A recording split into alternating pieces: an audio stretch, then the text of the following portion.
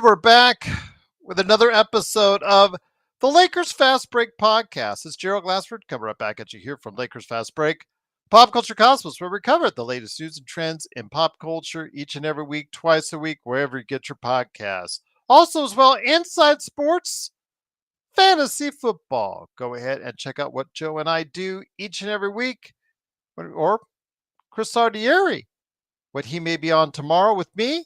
We talk about what's going on in the NFL for NFL Week 12 and what's trending in the NFL. A lot of coaches on the hot seat, a lot of name calling, a lot of finger pointing. We'll go ahead and talk about a little bit of that, plus our picks for Week 12 in the NFL coming up on Inside Sports, Fantasy Football, wherever you get your podcasts. Also, as well, John Costas, Clutch Talk, and Lakers Corner. Say a big hello to you guys. Please like and subscribe. Also, as well, the Lakerholics crew. Laker Tom, you know, is happy. Jamie Sweet, you know, is happy. Michael Heinrich and El Rob, you know, they're happy as well. Go ahead and check out the Lakerholics today at Lakerholics.com. Our good friends, Empire Jeff TV, Lakers in 5. Also, as well, don't forget about John McCallion channel and Daniel Berry Sports Highlights. Yo, the Legend 350. Also, as well, of course, our good friend Stone Hansen at report_court on Twitter. And also, he is on Blue Sky as well. Of course, also good friend Alfred Esmond will be back. He'll be back coming up here in just a couple days because he wants to help talk about Orlando. So looking forward to go ahead and talking to him as well. But go ahead and support all these great people. And don't forget to give us a like and subscribe. We're now over 1,900 subscribers strong. We want to get to the big 2,000. So please help us today by liking and subscribing. Hit that notification bell, and you'll get to know what's going on with us here at the Lakers Fast Break. And don't forget, for you guys out there that want to become a member, it's just $2.99 a month. Get emojis, badges. I will be updating it with hopefully more emojis if YouTube lets me. I'm going to add to see if I can make any more. Do I have a John? I think I have a John Costa emoji I made. I have to check that out. But I think I do have a John Costa emoji. We'll go ahead and make sure that we got the right amount of emojis for you guys. Badges and also videos you guys get the first look at on selected videos, plus also some articles and stuff I throw in there as well, and polls and more.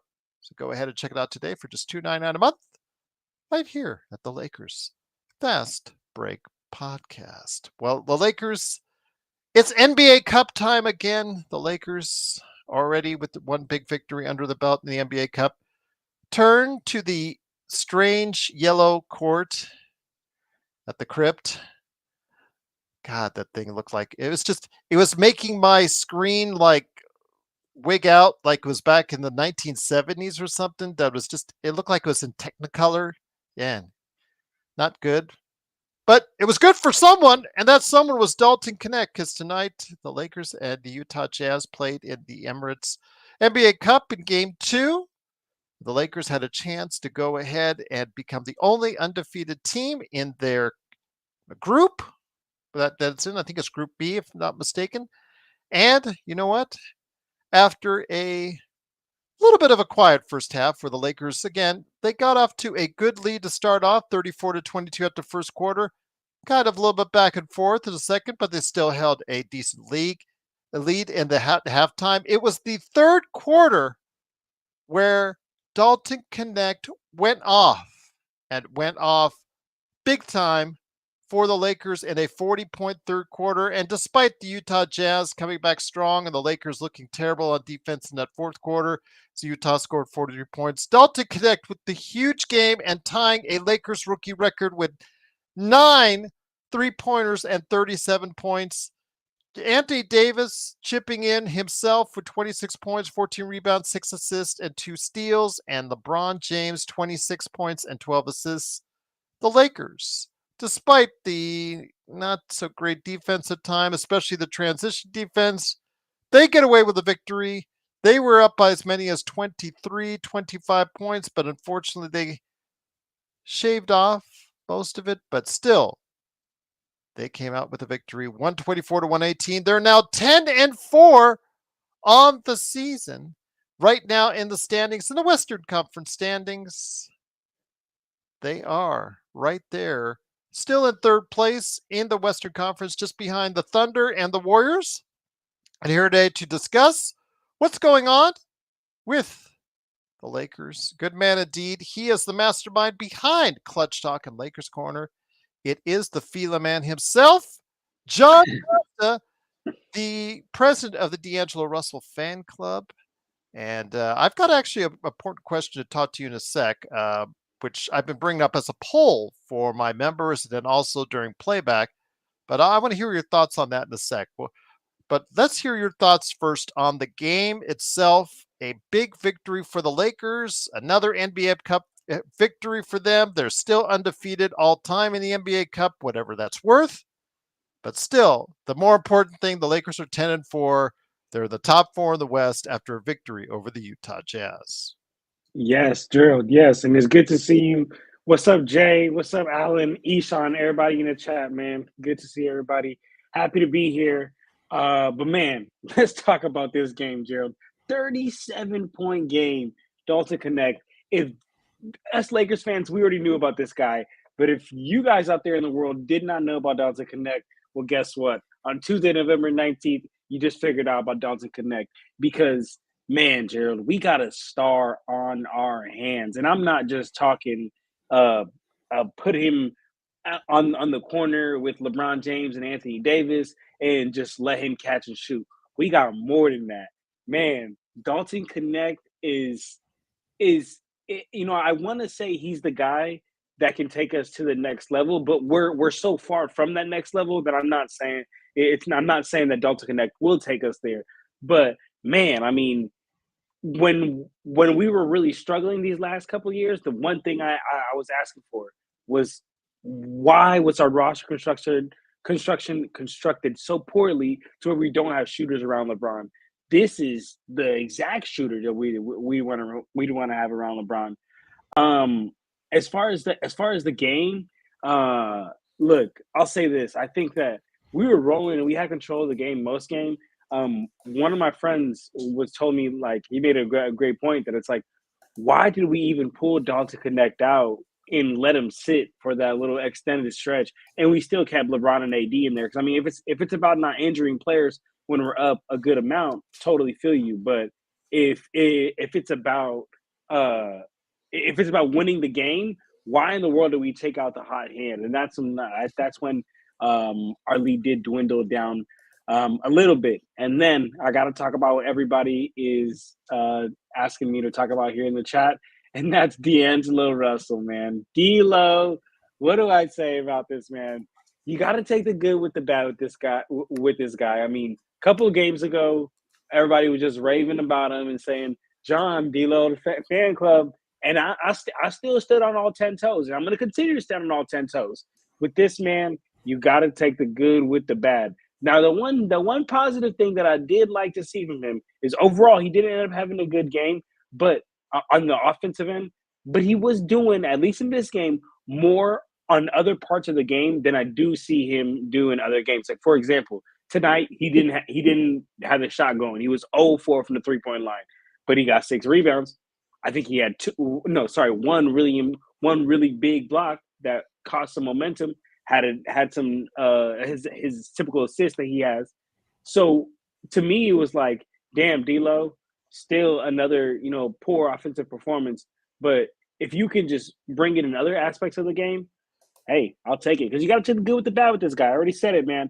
We could talk about trade D'Lo all day, but it's until we have a point guard who can bring the ball up court and initiate the offense during this 82 game regular season. There's no point in talking about trading D'Angelo Russell. So before I get it over to Mr. Sorrell, I wanted to ask you this, John. Again, I said it on the during the game, and then also as well to the members out there. I put a poll up on each of them, and it's 50-50. So you're the tiebreaker on this. Earlier today, I saw a podcast listing, and it's from Silver Screen and Roll. Anthony Irwin. Your opinion on Anthony Irwin is what you want on it. It's what it is. What it is. He said that D'Angelo Russell is thriving in his role off the bench. And I don't know if thriving is the word I would put. Maybe it was a snapped out of it and then finally starting to play at times competent basketball. But it's certainly not thriving, is the word I would use. Your thoughts on this? Again, is he thriving as a sixth man coming off the bench? No, thriving, absolutely not. But if he was talking about comparatively to what we were seeing from D'Angelo Russell in the starting role, yeah, absolutely, he's thriving. I mean, he had literally when he was starting, he had I think every game was a bad game, and then he had those 2 games where he came off the bench, and then he had 2 good games, and then we were like, man, we might have found a new role in for him, and then now bringing Delta Connect, he comes off the bench again. So comparatively to how he was playing, yeah, he absolutely is thriving, but even right now, he hasn't gotten better. Yeah, see, John said it. John said it best, man. He said, "I've lost 1 pound. Yeah, I'm thriving at my weight loss." Exactly, John. Hey, but you're thriving though, right? That's 1 less pound. Okay, I don't know if thriving is the word I'd use for it, especially the fact he does not look like a player that I would want to put any money on in the offseason and play. Again, this is his contract year. He is playing for his literal NBA career now that he's over 30. And now that he has to look forward to, I don't know what at this point, is probably just a contract that is considerably less than what he expected coming into the season. But also here today, as he would say, well, well, well. He is back. A guy that was very mad at me. Again, I don't know why, but I was just joking around and sorry that he got upset at me. He is a great part of this channel. And then again, all kudos to him for coming back. And I know that a lot of people are happy now that he is back and he's going to do a nightcap, he said. Is a good man indeed. He is, of course, the mastermind behind Simblades, simblades.com, and support his game this week. Our differences aside, and the fact he might be mad at me aside, I still want the very best for him and his success this week with Corrupt. Please, if you are a gamer, I highly recommend Corrupt, Coreupt, on Steam. It is Mr. Joe Soro. And Joe, good to have you back, my friend. It's so funny because Joshua Dietz was saying, "Oh, I miss you." And I'm like, he was sent an invite. He's just gone one game. He's back. It's one game. It's not like you were gone like some mysterious Sahara desert. I can see Joe wandering the desert for like weeks on end. No, he's gone one game, but he's back. It is Joe Soro. Joe, you have to be pleased with Connect over the course of the weeks and months over the summer, as we talked about Connect, as John got in this conversation too on the emails, we went back and forth with someone continuously about how we thought Dalton would end up being the better player of the two than Max Christie because of the things we saw. And we took a lot of flack for it. We were told a lot of it was based off of his ethnic originality, for lack of a better term. We were told that we were wrong. We were sent paragraph after paragraph on why we were wrong, but we stood by it. I even said I thought he should be in the starting lineup. I just needed to see him get consistent touches. If he gets consistent touches, let's see what the kid can do.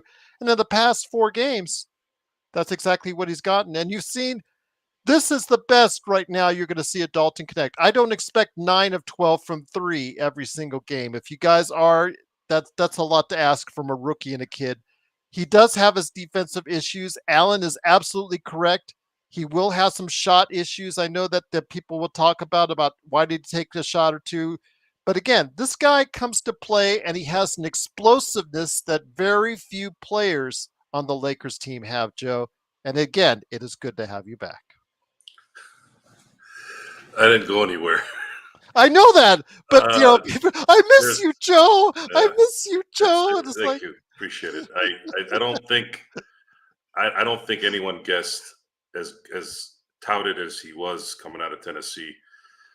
I don't think we could have judged a rookie to be what we saw here in the last few games, and we still can't really assess his season until it's done. Rookies go through a major adjustment their rookie season. You're talking about basketball players that are playing 35 in college, about 35 games, let's say, and then high schools, close to that, maybe if depending on where they're at. And then you ask them to come and play 82 games in a league that is ridiculously talented. Because he will hit a wall at some point. Correct. He will hit a wall, and everyone needs to go easy on him. This isn't D'Angelo Russell, lack of focus guy, or someone who took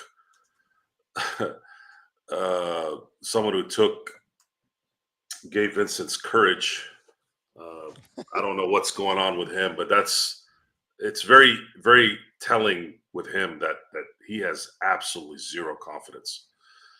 And this team does not have time or any patience for players that are not confident. There needs to be something that changes there, or Lakers are going to be in a situation where they're going to have to continue to rely on their starters, which now Dalton Connect is. LeBron James and Anthony Davis played 34 minutes today.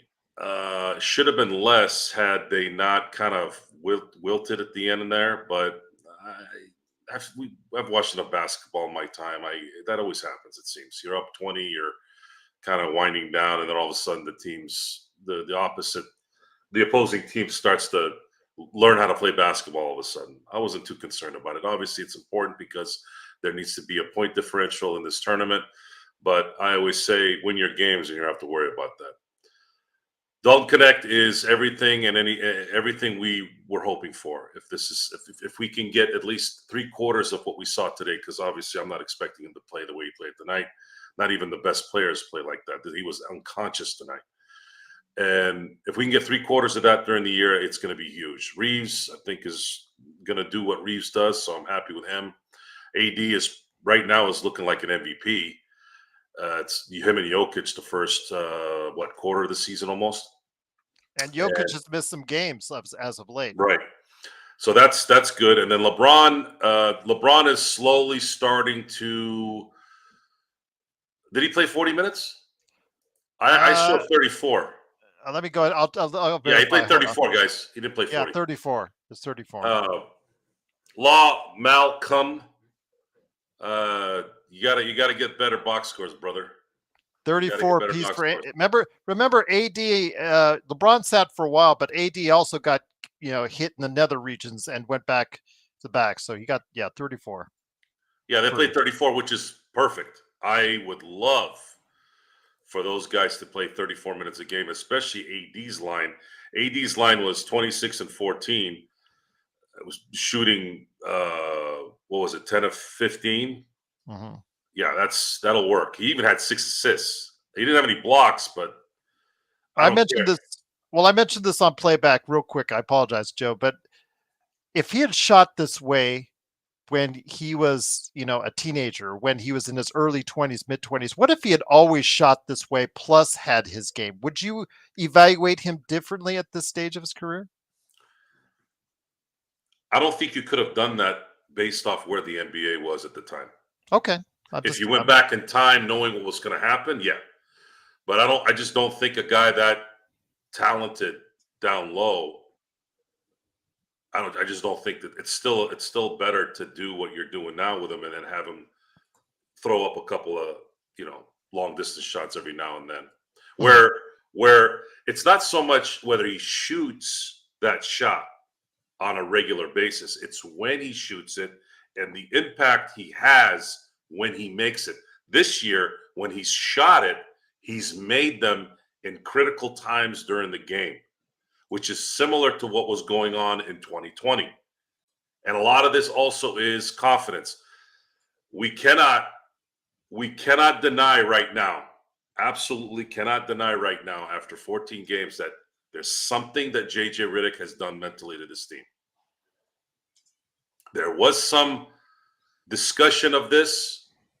It was vague during the summer where is JJ Redick going to mind control this thing? He has.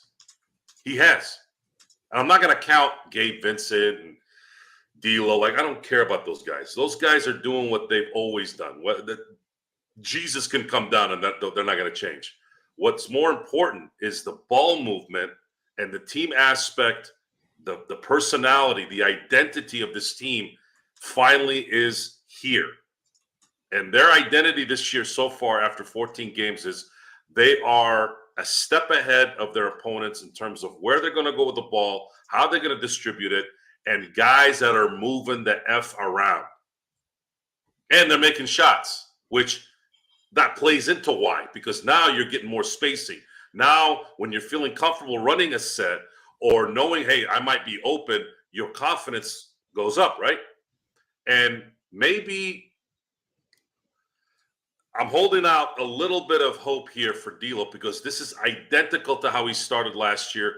The new year came, and all of a sudden he started shooting. Then he ended up breaking the Lakers' three-point record all time in terms of makes. I cannot stress how important it would be if he could. I'll deal with it for another month and change if he can be that guy, because that would help them out. Oh my God, tremendously, especially with Connect. Now, the lineup that I was hoping for, should it work, and it looks like 4 out of the 5 is working, is D'Lo, Connect, Austin, LeBron, and AD. That lineup right there, if D'Lo is hitting his shots like he did the second half of last year, that is a problem when they start playing important games. That'll be a problem. How depth can help, I don't know what Rob can do. I don't know. We're gonna have to wait. I don't know. They need, like, it would be nice to get something of some kind of depth. But I don't know. I think the only way they can do that is if they're going to have to give up somebody, and it's probably going to look like somebody like Reeves. So I don't know. I don't know how this plays out. I really don't. But let's say they stick with this team the whole way. Let's say they don't add any talent and they just roll with this. The Lakers are going to need D'Angelo to turn into second half D'Angelo of last year. And then if Vanderbilt can actually stay freaking healthy, now you have some defense there that you can change the lineup as you see fit, depending on who you're playing. Once again, the Lakers do win 124-118. They're 2-0 in the NBA Cup. I know there's a lot of reactions. Do we want the team to go all the way again? Playing that extra game does not give me all that warm and fuzzy, because you saw how it affected, as they admitted to how it affected them last year. But again, they got to keep winning the games because they're in a loaded Western Conference. So we'll have this discussion. I think we'll table it once they start playing the games against OKC and the other Golden State also in their Group B. Let's as far as the teams in their Group B category, that we'll see how that plays out first before we start planning another trip to Vegas out here. So let's see, just keep them winning the games. They are winning the teams, John, that they're presented in front of them. Yes, a lot of these teams have not been good or they've been injured. I get it. That's why not everybody's buying in on that. We discussed this on last night's show, Xbox and I, is how legit is the start to everybody out there. And again, this is a 3-10 team. They just barely beat because they collapsed defensively in that fourth quarter. And Alan brings up a good point. You know, the defense is obviously a great concern, but I don't know. Do you keep a guy out there like Connect, like also as well Reeves, and like D'Angelo, when you know they're so deficient defensively, but they can do so many things for you on the offensive end? Or do you put a Reddish in? Do you put a Gabe Vincent in, who are so inept offensively, but can give you more on the defensive end, or a Christie for that matter? It's just it's a very intriguing paradox. We saw how it worked for the Lakers for 3 quarters, but come to like the last half of the fourth quarter, you saw that defense go away. The transition defense really sucked. The defensive, as far as on the perimeter, was not good at all, and they paid the price. Maybe JJ should have made a couple moves because it got to LeBron and AD at the last part of that game.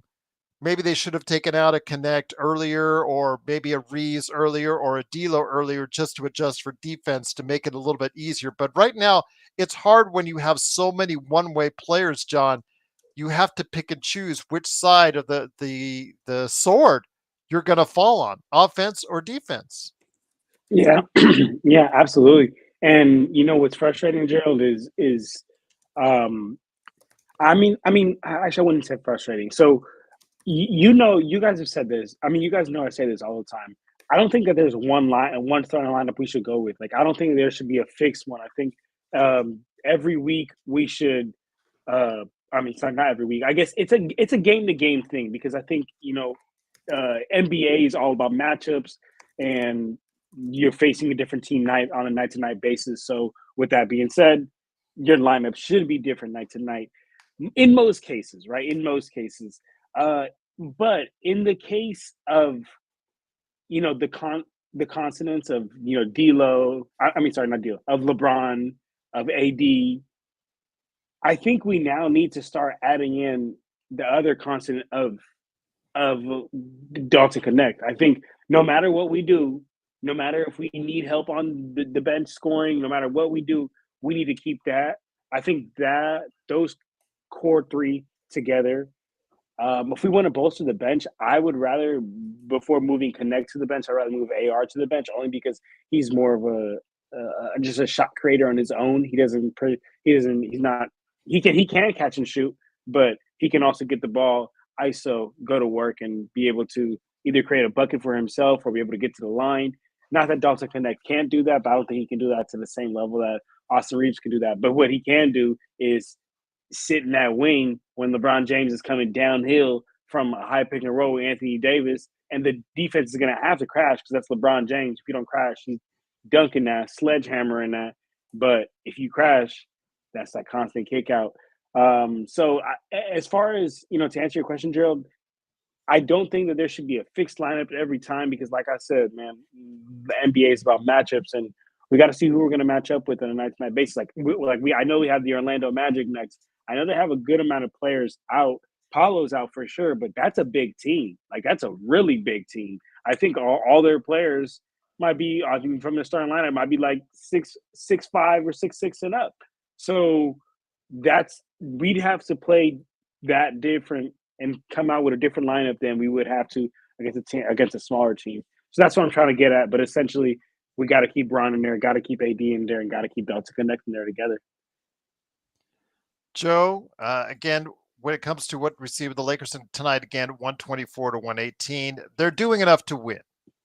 And I think that's something where you and I, who predicted that it wouldn't be a good season for the Lakers, I know that you and I picked them various 9th, 10th, 11th in those spots in the Western Conference. JJ has gotten them off to a good start. As much as I know there are problems defensively, JJ's offense and his familiarity.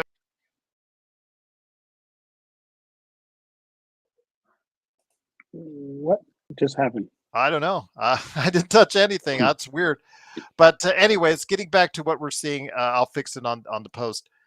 I will just say, Joe, JJ has seemingly pushed the right buttons when it comes to what we're seeing as far as offensively. Yeah, there's still some issues defensively and rebounding, but the Lakers are playing at a good level offensively. They're one of the top offensive teams in the NBA, and that right now is getting them to where they need to for victories. Defense is usually effort and ability.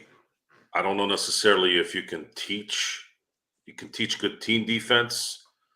However, the current NBA, much like the NFL, you're not going to be able to really play defense anymore in this era for a couple of reasons. Number one, they don't really let you be aggressive. They don't let you get into somebody and force them to do certain things. Otherwise, they're going to call fouls. The other is, are you going to have enough energy to compete with teams that are constantly shooting?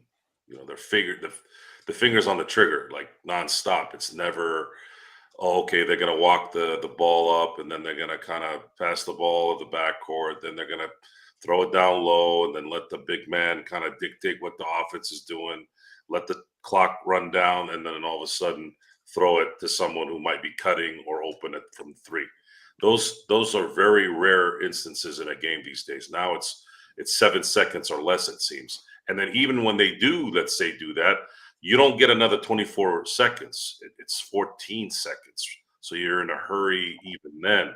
The game is too fast to be defensive stalwarts in the NBA because of the lack of physicality that's allowed, as well as the fact that you're not going to have enough energy to bow down on defense and then also keep up with a team that's shooting really, really well. Which, if you need any proof, just watch what the Celtics do and watch what Cleveland did to the Lakers a few games back. And for that, it was more of Cleveland just killing them in the paint, which is something that's not good right now, even though they're winning.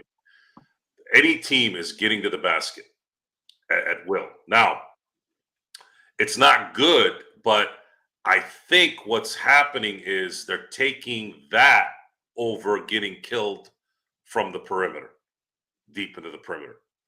Maybe we would rather get 2 points allowed versus 3. 3 gets the crowd going quicker. 3 is an extra point. So there's a lot of that based off of the current talent that plays a factor in that. I think the surprise right now is I'm amazed at how well LeBron is playing. When I say surprised, I don't think he's really spending a lot of energy playing, and he's just as good as he's ever been. At least on the offensive end. Defensively, you're right.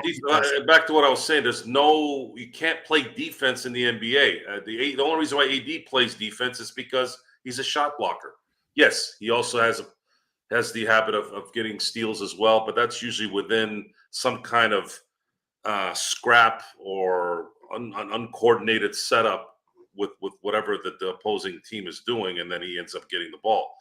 It's not you can't depend on the NBA to allow teams to be physical. And if you're not going to let teams be physical, you're never really going to know who can really play defense. And then on top of that, you have 3 guys, D'Angelo, who doesn't play defense no matter what era it is. Then you have Gabe Vincent, who's so lacking confidence right now. He might play defense a little bit, but his offense is so bad, it negates his defense. And then you have Max Christie, who in a lot of ways is kind of in the same boat of Gabe Vincent. He just doesn't have it. I don't know if he ever will. Imagine if those guys kind of contributed a little bit. I think the Lakers would have maybe lost 1 or 2 games by now if they were. That's the bummer here, because now we're going to start getting greedy. Now we're going to start going, oh, man, if they're 10-4, that means maybe we have a chance to do some things here. But reality says that that Rob's going to have to pull something out of a hat here before the deadline and somehow not eliminate the staples, the Reeves, the Connects, and the other 3 guys. I'm sorry, the other 2 guys and AD and LeBron. Obviously, they're not going to do any of those guys, but there needs to be another guy, whether it's at the center position or maybe as a scorer. I mean, I guess Connect kind of covers the scoring a little bit if this is something he's going to be doing. But man, the Lakers really needs just like one more guy that can make a difference. And I think they could do something, but we're gonna have to see. Once again, the Lakers do win 124-118. John Costa, Joe Soro, and me, Gerald Glassford. Thanks again for watching, listening. Truly appreciate it. Don't forget, at 11 o'clock, we will go live with the nightcap with Joe Soro. John, I want to bring it back to you, my friend. I think, for anyone out there that talks about the Lakers schedule being easy, that they're beating all these easy teams or beat up teams, injured teams that are not good, teams that are tanking for flag, et cetera, We'll find out. We'll find out, because at 10-4, the task, if you take a look at the next couple of weeks, is not going to get any easier, because they start with Orlando on Thursday, Denver at home on Saturday. I don't know if Jokic will be back. I'm assuming Jokic will be back, because that's just the way things go with us. Then you go at Phoenix, at San Antonio. You're home against OKC right around Black Friday. And then in the early part of December, you go on a 4-game road trip at Utah, which is going to be hopefully another game like today, at Minnesota, at Miami, and at Atlanta. We'll find out over the next 2 to 3 weeks, John, exactly, I think, where the Lakers stand in the Western Conference. So you get a better idea of where they're at and what they need on both ends of the ball. Man, I'm gonna be honest with you guys. The league is getting so good that when people make like strength of schedule arguments, 9 times out of 10, it's a fucking mute argument. I'm sorry for cussing, but it's a mute argument because it's like, do you look at how good the league is? Look all around the league. Unless you are playing the let me see, like the Utah Jazz every night, or unless you're playing the Memphis Grizzlies, who just got everybody hurt, or who's the other team that has everybody hurt too? New Orleans. New Orleans, right? Unless you're playing one of those two teams, on every single team in the league, there is a really, really, really good player that can absolutely take over the game. So, in my opinion, the whole strength of schedule argument is nonsense. But granted, I do think that in these next 2 weeks, we will see the Lakers will get a real test, and we'll see how it works out in the long haul. Because look, man, LeBron's been looking great. He's been looking great. But guys, like, I love it. I love it. I'm probably the biggest LeBron fan here. I'm gonna be honest with you guys. But we're less than 20 games into the season, y'all. We're less than 20 games into the season. We got a long way to go. And I think that, during that midway through the season, not only when we see the rookie walls, like how Joe was bringing up, but also, when LeBron James has been starting to get tired, Miles starting to get on his body, 39 years old. I think that we'll finally start to see we'll finally start to really get tested here. Joe, I'm going to bring his name up, he who should not be named. Because Bronny James was injured and declared out with his left heel contusion. I guess that's what happens when you score an average 4 points a game in the G League. You get a left heel contusion. Quincy Olivari was elevated to availability for today's game. He was on the bench and suited up, but again, didn't get even a sniff or look by JJ Redick. He admitted last week that he has not even thought once about Quincy Olivari becoming any part of any rotation or getting any chance or opportunity, despite the struggles of Gabe Vincent, despite the struggles of Max Christie, despite the struggles of Cam Reddish getting you the points, any points, consistently. Your thoughts? I mean, I know a lot of people have talked about Quincy, and again, he is a rookie, a young player, but he has been blowing it up in the G League, gaining a lot of confidence there.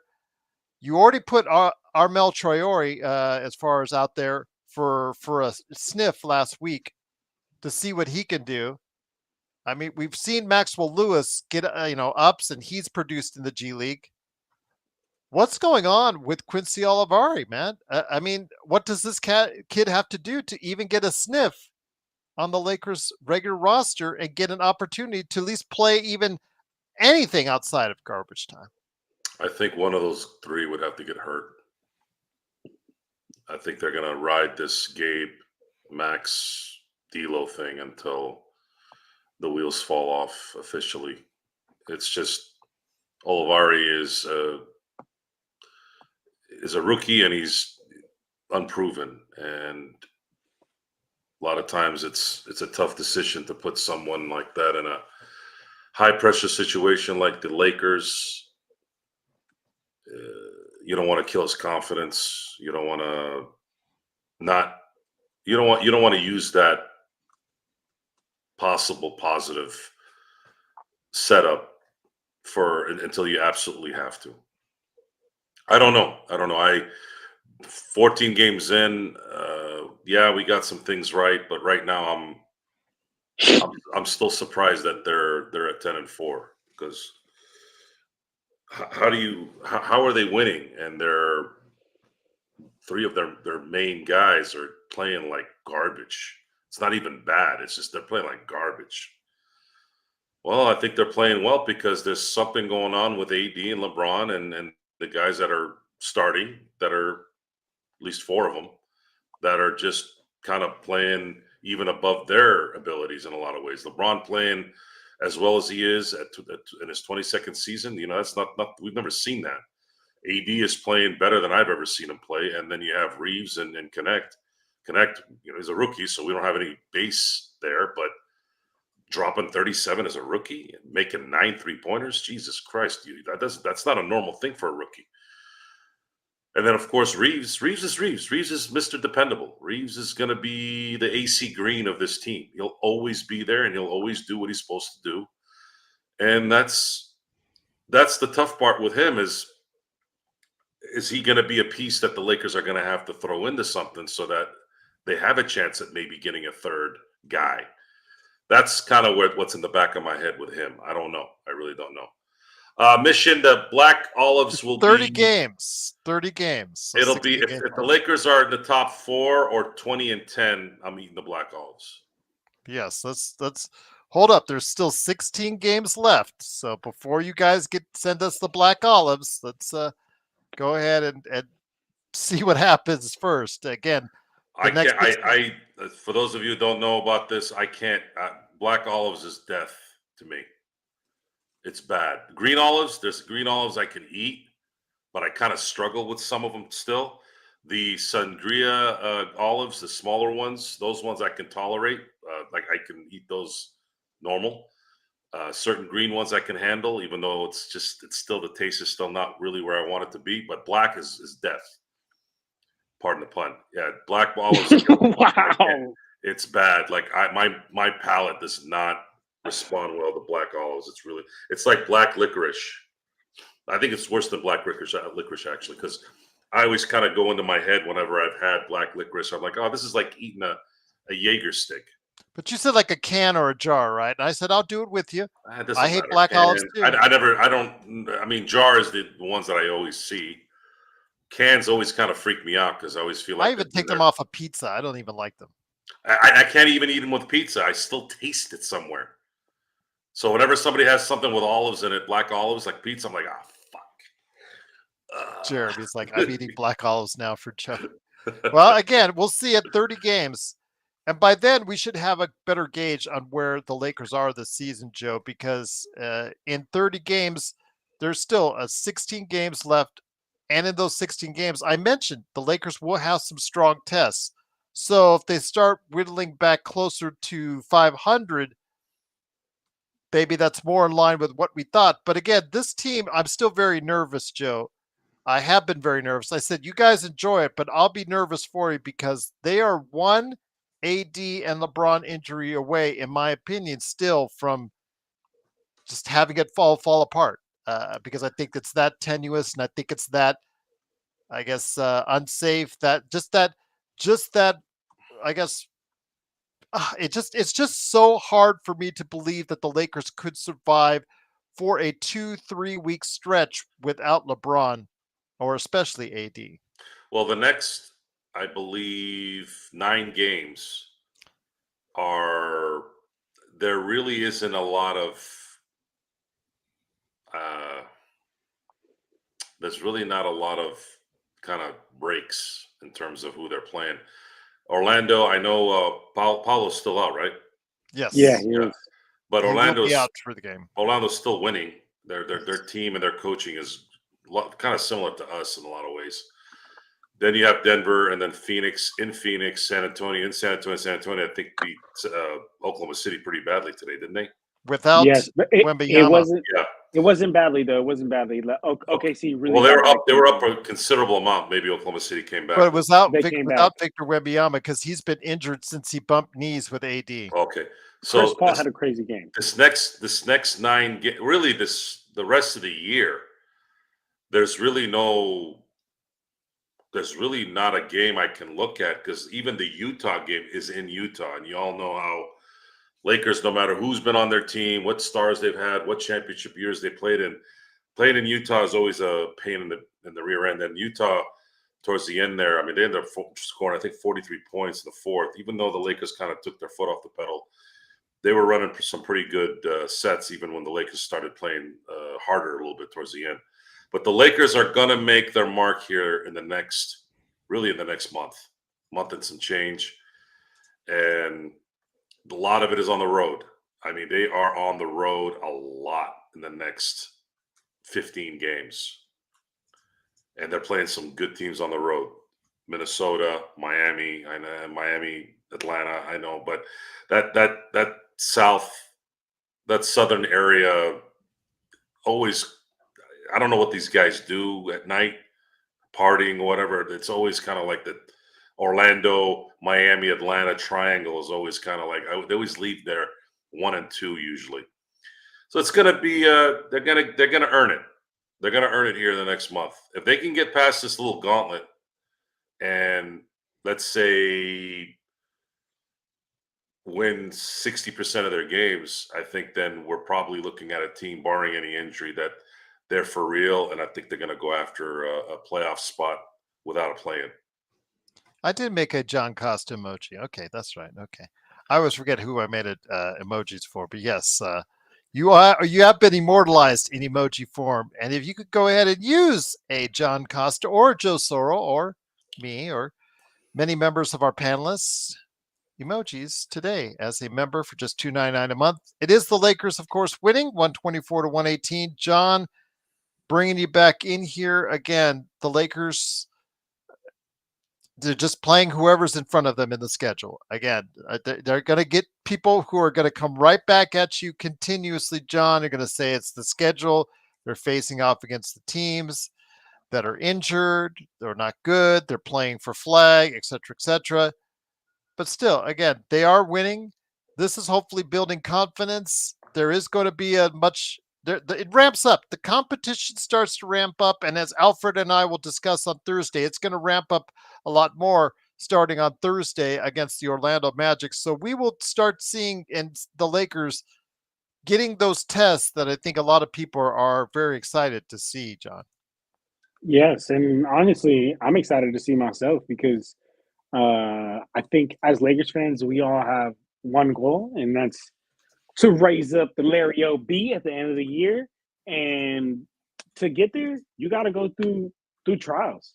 You got to go through trials by fire, man. And the trials by fire is these tough schedules that we're gonna have.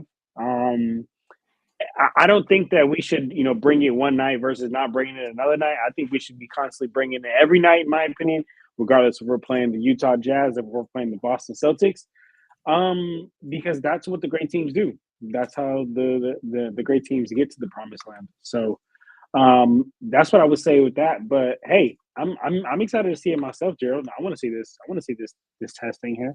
Let me see what this testing is about. And you, as the owner of not just one but two NBA channels that talk about the league, I mean, I you know how much this league revolves around the Lakers and what's going on, but it also revolves around what's going on with the NBA Cup. And I just am getting a feeling and a feedback I just getting a sort of a kind of an apathy, even from all the regular fans. It's okay, NBA Cup, wow. I don't know how much it's increasing the ratings. This NBA Cup deal was bigger, much bigger last year, but I have not seen the same kind of interest, both from a casual and a hardcore fan standpoint. Your thoughts? Maybe it'll get better as if the Lakers, especially, but if the league, as it gets closer to the NBA Cup, maybe there'll be more interest on it. But for right now, I don't see much of an interest at all from the fans out there, both the casual and the hardcore ones. Yeah, I mean, honestly, the NBA Cup, the way I see it is like this. At the end of the day, it is low key a meaningless and like useless title, in my opinion. Even, and I say this as a Lakers fan, right? Like, yeah, it was super cool to see us win last year, but if I'm arguing with somebody and I'm, at a barbershop debating somebody and I say, "Oh, my team got an in-season championship," like that holds no value, right? That holds no value at all. So Unless you're the Clippers. exactly, right. Unless you're the Clippers, then you can hang your head on that. But what I'm saying that why I say that is to say, look, like it means nothing to win, but at the end of the day, I don't want to lose. Whatever I do, I don't want to lose, right? Because yes, the court, some of them are cool, some of them are whack. Like today, our court was super whack, looked like a freaking scrambled egg, to be honest with you, and just like with extra yellowness on it. So that was ugly to see. But I've also seen some really cool courts where I'm just flipping through the channels and I'm like, oh wow, this is a cool court. Like you just look at the court for a little bit, and then because I love the game of basketball, now I'm caught up in the game and shoot, that's exactly what the NBA was trying to go for. So as far as like if it means something, no, I don't think it means anything. But shoot, if we step in between those lines, it don't matter what's on the line. I'm not trying to lose, dog. So feel it. Well, right now in the NBA Cup standings, the Lakers have a 2-0 record. The Spurs are 1-1. OKC is 1-1. Phoenix is 1-1, and the Utah Jazz are 0-2. Joe, I know that again, the NBA Cup is not that big of a deal to guys like us. We're more worried about the overall picture and winning championships. I know a lot of people start asking, should the Lakers go all out for winning this again? I don't want to get to that point yet. I don't want to really have those discussions in detail yet because, again, we don't know with games still yet to play with the OKC Thunder and the Phoenix Suns in Cup play. There's still a lot of work to be done on the Lakers end before we even get to a point where we have to discuss NBA Cup repeating for the Los Angeles Lakers, Joe. Yeah, I don't have any feeling. I don't look at the games as a. I look at them as just regular season games, and they're playing them, and that's it. It's unfortunate that the championship game doesn't count. That's an extra game that I wish they didn't have to play, but that's part of the gig. If you're there, you might as well win it, and that's it. I don't care about the tournament. It doesn't mean anything. I don't know what the point of it is. I don't think I ever will. And that's all. That's all I have on it. They're 9-0 in the tournament. That's cool. And I also think that we're not going to have numbnuts from last year talking about resting up, because of the tournament. This team has no room to rest. There's no such thing as rest in the NBA anymore. Those days are gone. That's why you don't see too many fourth quarter duds where guys like LeBron and AD are sitting. That played a huge part in the NBA for a very long time, where star players would, on championship contender teams, would play so well during the year that they were able to sit probably 5 to 10 games in the fourth quarter because they have extensive leads and they were able to sustain them. Nowadays, it's just too much 3-point shooting. It's too quick to come back now, and it's very hard to do that. It still happens, but it's just difficult to do it like we used to remember when they would do it. It's just not there anymore. Tonight was a good example. They should have been able to sit everybody, but Utah went into Mach 10, Mach 40, and started making every shot they shot and created a sense of urgency that they had to address. Otherwise, they might have lost. Yeah, because they did get careless in that fourth quarter. I would have. They didn't get the ball too much to D'Lo or Reeves or connect in those last 3 minutes. So, could you put a better defender out there or two in those last 3 minutes? Yeah, maybe in hindsight, maybe JJ should have done that. But he's learning as a rookie coach. Maybe he is learning the game from that coaching perspective. We still have got to remember he is only 14 games into his coaching career, Joe. And I think some people have got to make self-aware that before Laker Tom anoints him the next Pat Riley, before we say he's this, before we say he's that, you and I said, let's just hold on for a second. Let's see how he is on the court, and let's give him some time to go ahead and develop into the coach he may become, Joe. Well, the next Pat Riley, speaking of Pat Riley, I'll get into that in terms of a segue. But I'll answer this real quick, and then we'll go to the Pat Riley statue. Tom has a positive outlook on a lot of things, and I think sometimes Laker fans exaggerate, and he's not any different than most Laker fans that I've come across throughout my Laker fandom. For him to be a Pat Riley, he's going to have the right team to coach. And LeBron isn't going to likely play another 5-6 years. I'd say at best, maybe 2 more years, let's say, just depending on what the results of this year are. So I don't really know. I don't know. I would like to see JJ be the coach for the next decade, just because I'm so tired of the Lakers changing coaches. But his ability to execute what he wants will be predicated on what kind of talent is in LA. LA's not very patient with losing. So is he going to be jettisoned out if they, let's say, don't win it all this year, and then they give it another crack next year, and they don't win it again, and then LeBron retires, and is AD now too old to build around, and then he has a couple of duds after that. Pat Riley came into a ready-made championship team, as ready as any team could be.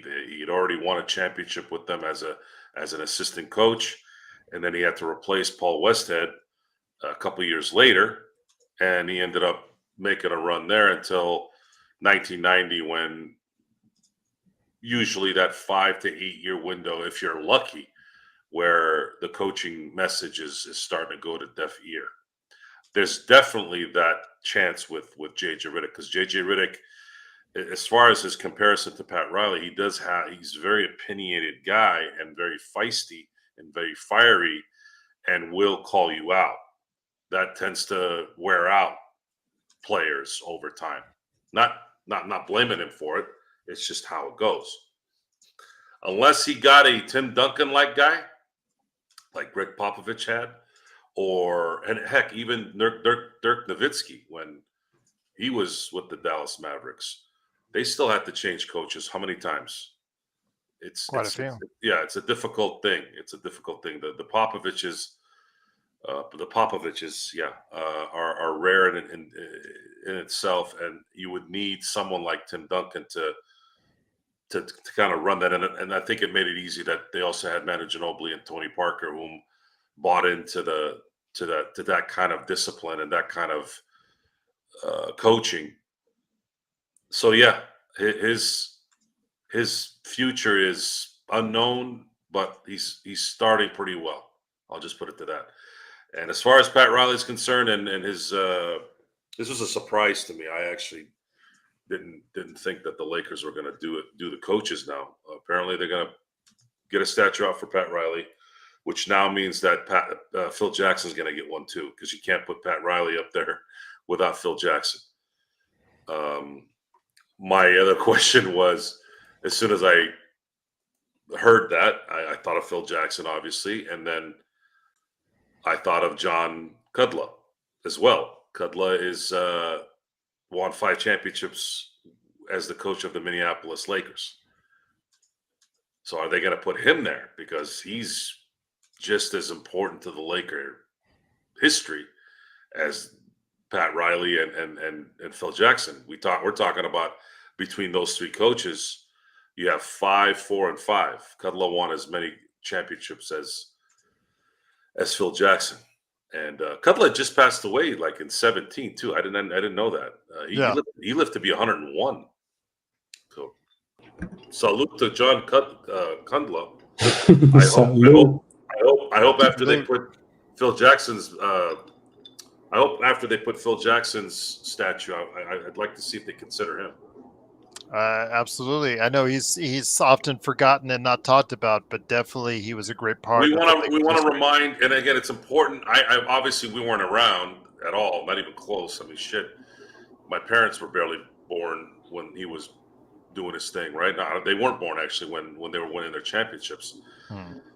But George Mikan, folks, and I think people forget this, George Mikan was the first NBA superstar. It wasn't Wilt and Bill Russell. It was George Mikan, and he is forgotten. And we as Laker fans need to remind not just Laker fans but also NBA fans and other teams that this guy deserves his praise, because he played a big part in creating that foundation to what the NBA eventually turned into.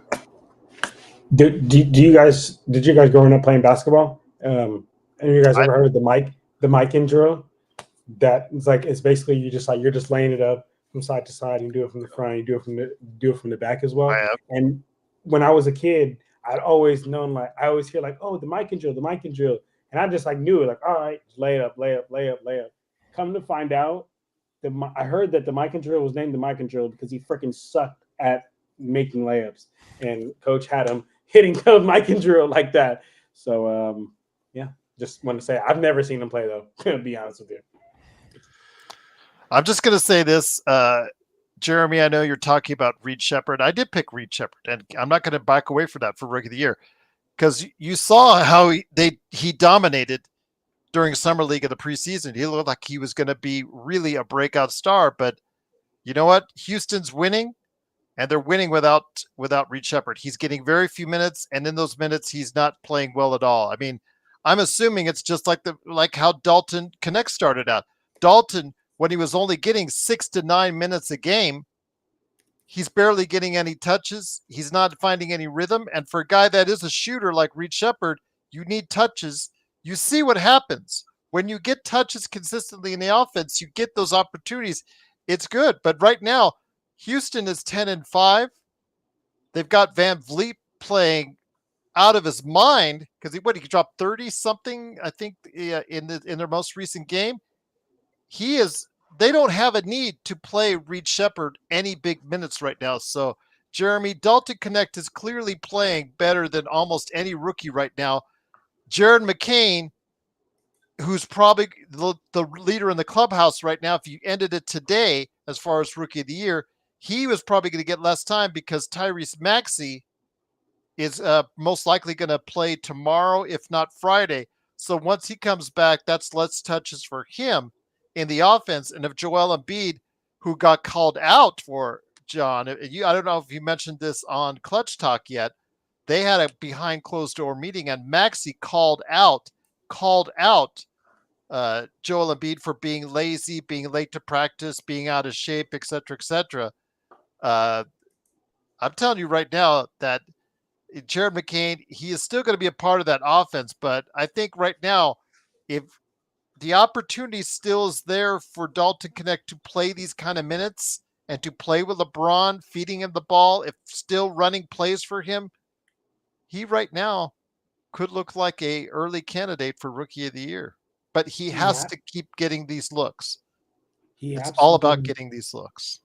Exactly, Gerald, and that's something that literally we've been echoing for so freaking long here on the Lakers Fast Break. Is he gets the looks, he gets the opportunity. This man will make it count, especially being under JJ. So I agree with that. I mean, I don't think there's any other really rookies outplaying him like that. But really quick, Xbox. Well, Brian says, by the way, Mike could use the drill to recover from an injury.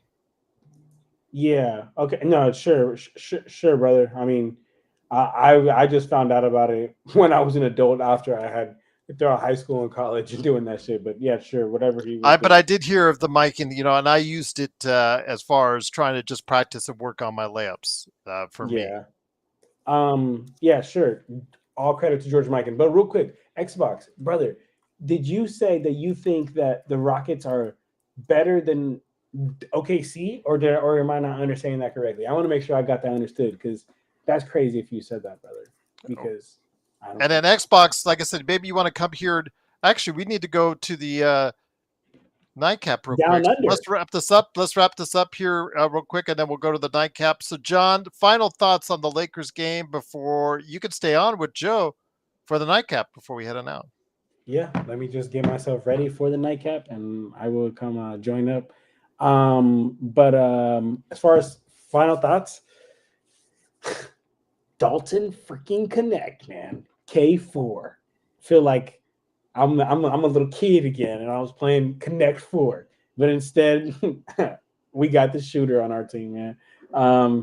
I'm just happy to see it, man. I'm happy to see a player what we needed got picked up. Would have been great if our front office could have made it happen, but they didn't make it happen through trades. But hey, at least they ended up picking the right guy. Let's just see. I just hope. Yes, this year for the first pick. The first for the pick. first Second pick. Exactly. Yeah, let's not talk about Exactly. Right. But I just hope, like how Joe said, because Joe, you put a great thought in my mind.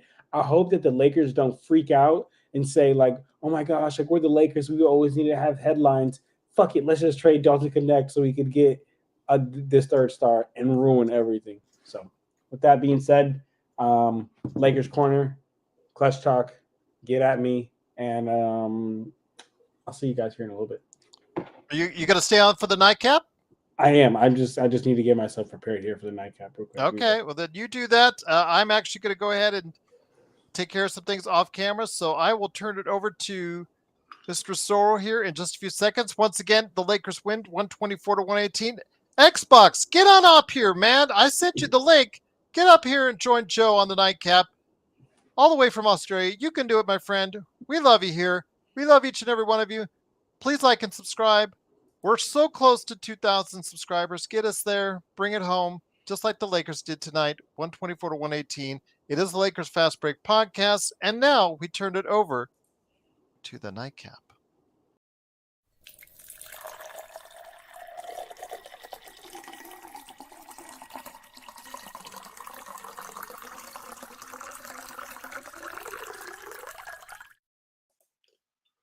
Welcome to the Lakers Nightcap with Joe Sorrell. I have my Tito's on the rocks. I've been drinking it even since the post game, and I got an interesting quote that I just read from X. I guess they asked LeBron James, and I'm paraphrasing here, of course. They asked LeBron James about the Dalton Connect thing, and again, I'm paraphrasing, and you all can probably find it here shortly, or however you guys find your sports information. But he said the league effed up by letting him drop the 17. And I was actually looking at the draft and some of the rankings already with the rookies this year. And I mean, from the few games I've seen with them, the Rishi Shays and obviously the Zach Edey's of the world, yeah, 14 games in, I think you're probably looking at right now, at the very least, Dalton Connect being in the top three at the very least, and Zach Edey would be in the top three there. Who the third player would be, I don't know.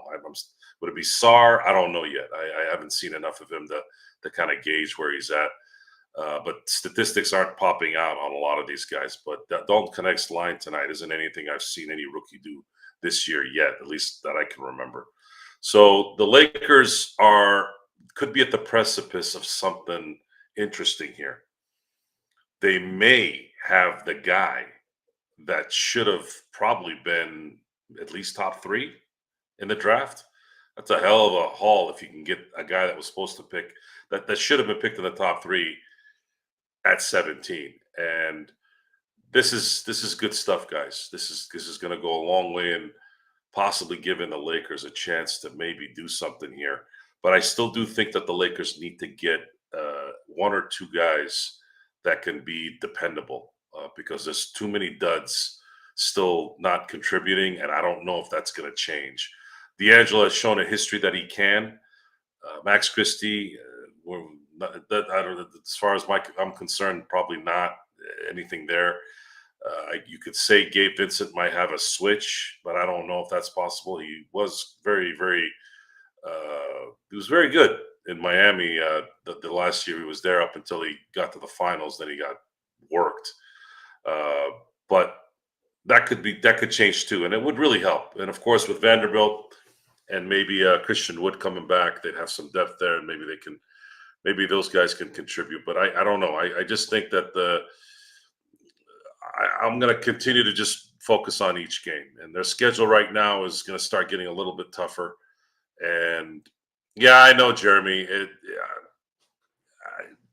I'm trying to throw something out there. I really don't. Honestly, if I had to go right now from what I've seen, it's really Edey and Connect at this point with this class. I'm not seeing anyone of any kind of substance. So yeah, I'm looking at Connect right now, and Edey as being the guys that I've noticed have done very well in their limited time here so far. But in Connect, if Connect's going to shoot like this, yeah, it's going to get really, really quick on on who might end up being the top rookie here in the next few months. But we'll see how that develops.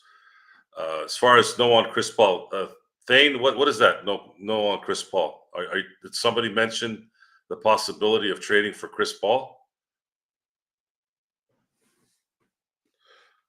Doobie, I think we're tied. Doobie, we're tied with Orlando as the longest win streaks at 6. Yes, we are. Yes, and guess who we're playing next? So one of us is going to have that little record broken. Let me see the schedule here. Yeah. So on Thursday, unless Orlando plays, let me see if Orlando plays tomorrow. I don't think they do. Where are they here? Orlando does play tomorrow. So Orlando will be on the back end of a back-to-back against the Lakers. They're playing the Clippers tomorrow. So we'll hope that that Orlando's tired by the time the Lakers play them here. Joe, please address the Gabe Vincent situation. Why is he getting these minutes? Jeremy, there's no choice. They have no choice. There's not enough talent to not play him. Olivari, everybody wants Olivari to come get a chance. I mean, we might see Olivari. We might see him if Gabe Vincent plays another 15 games like this. At that point, then you're like, well, if this guy's going to continue to do what he's doing, then we might as well let some rookie see if he can do what he can. But I really believe Olivari's kind of being held back because I don't think they want. I think they want to give this a chance. They want to see how it develops, and they want to make sure that if they're going to use Olivari, they don't throw him into the lion's den and all of a sudden ends up getting worked. Oh yeah, Jeremy, Dalton's going to keep starting, and Dalton. I think the most amazing thing about this is what do we always talk about with shooters in LA, right? The pressure of playing in LA, the pressure of playing with LeBron, the pressure of the history, the pressure of JJ Redick being as demonstrative as he is. Man, that guy does not care. He has shown nothing, not a fear of anything. Great shooting stroke, great elevation. We talked about this, I think, in the first couple of games. His elevation on his jump shot and his follow through is phenomenal. Phenomenal. And that's only going to get better. That's just only going to get better. If this is how he's going to shoot 14 games into his career, yeah, I don't see how he's not going to continue to get better. And when you're playing around Anthony Davis and LeBron James, you're going to get opportunities. So that's kind of my thought on that. I'm very excited to see his development. I really am, because I've already seen some amazing work that he's naturally already have. And the corners, right? Austin Reeves and Connect. My thinking is if things progress well and they end up getting to the playoffs and hopefully get at least one round where they have home court. I'm thinking, imagine this lineup. Imagine having LeBron play the point. Which, by the way, guys, LeBron, that's another big thing with this year's team. LeBron's been playing a lot more point, much like he did in 2020, and there's been a lot of positiveness there. As a matter of fact, I think he's third in assists this year with like 8.6. So imagine you got AD at full tilt, and then you have Connect and Austin on the wings. You just need one more guy. Are the Lakers gonna get another like power forward like guy where you kind of have AD on one side at the paint and then the other guy on the other, and then you have Austin and Dalton on the corners, and then LeBron basically works the space out. Look for that, especially if Rob can somehow get another tweener, power forward, small forward that can kind of get to the basket and make shots or shoot the ball. We all want Rui to be that guy, but I don't think Rui's the guy. Unfortunately, I don't think he's consistent enough for me to feel comfortable with him in the playoffs. We saw Rui in the playoffs last year. It looked like he was struggling a little bit, even though he had a good playoff the year before. I guess we can kind of hang our hat on the possibility of maybe that Rui coming back, and then that there might be no need to do anything beyond that. Let me see if I can get to some of your questions here. Sorry, guys. Don't forget Joe Dalton has athleticism also. Yeah, he's. I saw that at Tennessee. I thought it was. I was kind of confused on the fact that they said he didn't really handle the ball well. I said, well, when I saw him handling the ball, one of the things I noticed, and this was some of the scouting report stuff that we talked about before the draft and after the draft, is he had a good habit of getting the ball to an open guy or getting the ball out without kind of fumbling or stumbling over himself. A lot of times that's all you need to do.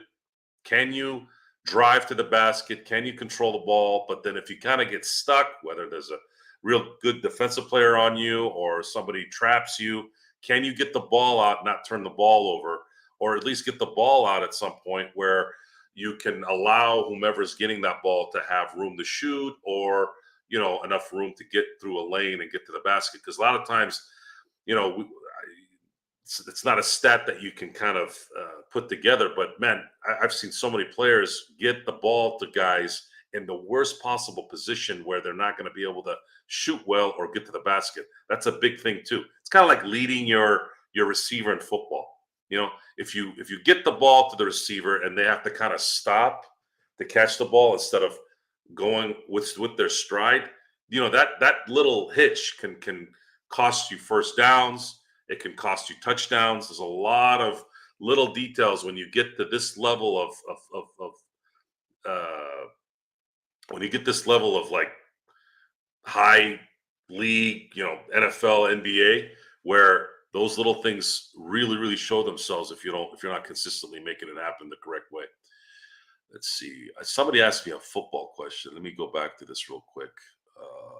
Someone asked me about the Chargers. Jay, thoughts on the Harbaugh Bowl, Joe? Oh, well, I'm going to be cheering for Jim because, and it's a Monday night game, because the Steelers, my Steelers, beat Baltimore this last Sunday. And right now they kind of own the tiebreaker, even though they're going to play them again. And if the Chargers somehow beat the Baltimore Ravens and the Steelers win this week, that means they'll be 3 games up with what is it? They'd be 9-2. So there would be 6 games left. If you have a 3-game lead with 6 games left, you're probably going to be in pretty good shape. Something really catastrophic would have to happen for the Steelers to kind of hit the skids, at least at this point, because they have a pretty good defense. And Russell Wilson, even though he was kind of fidgety Sunday, and those Baltimore games are always like that. You see it with Lamar.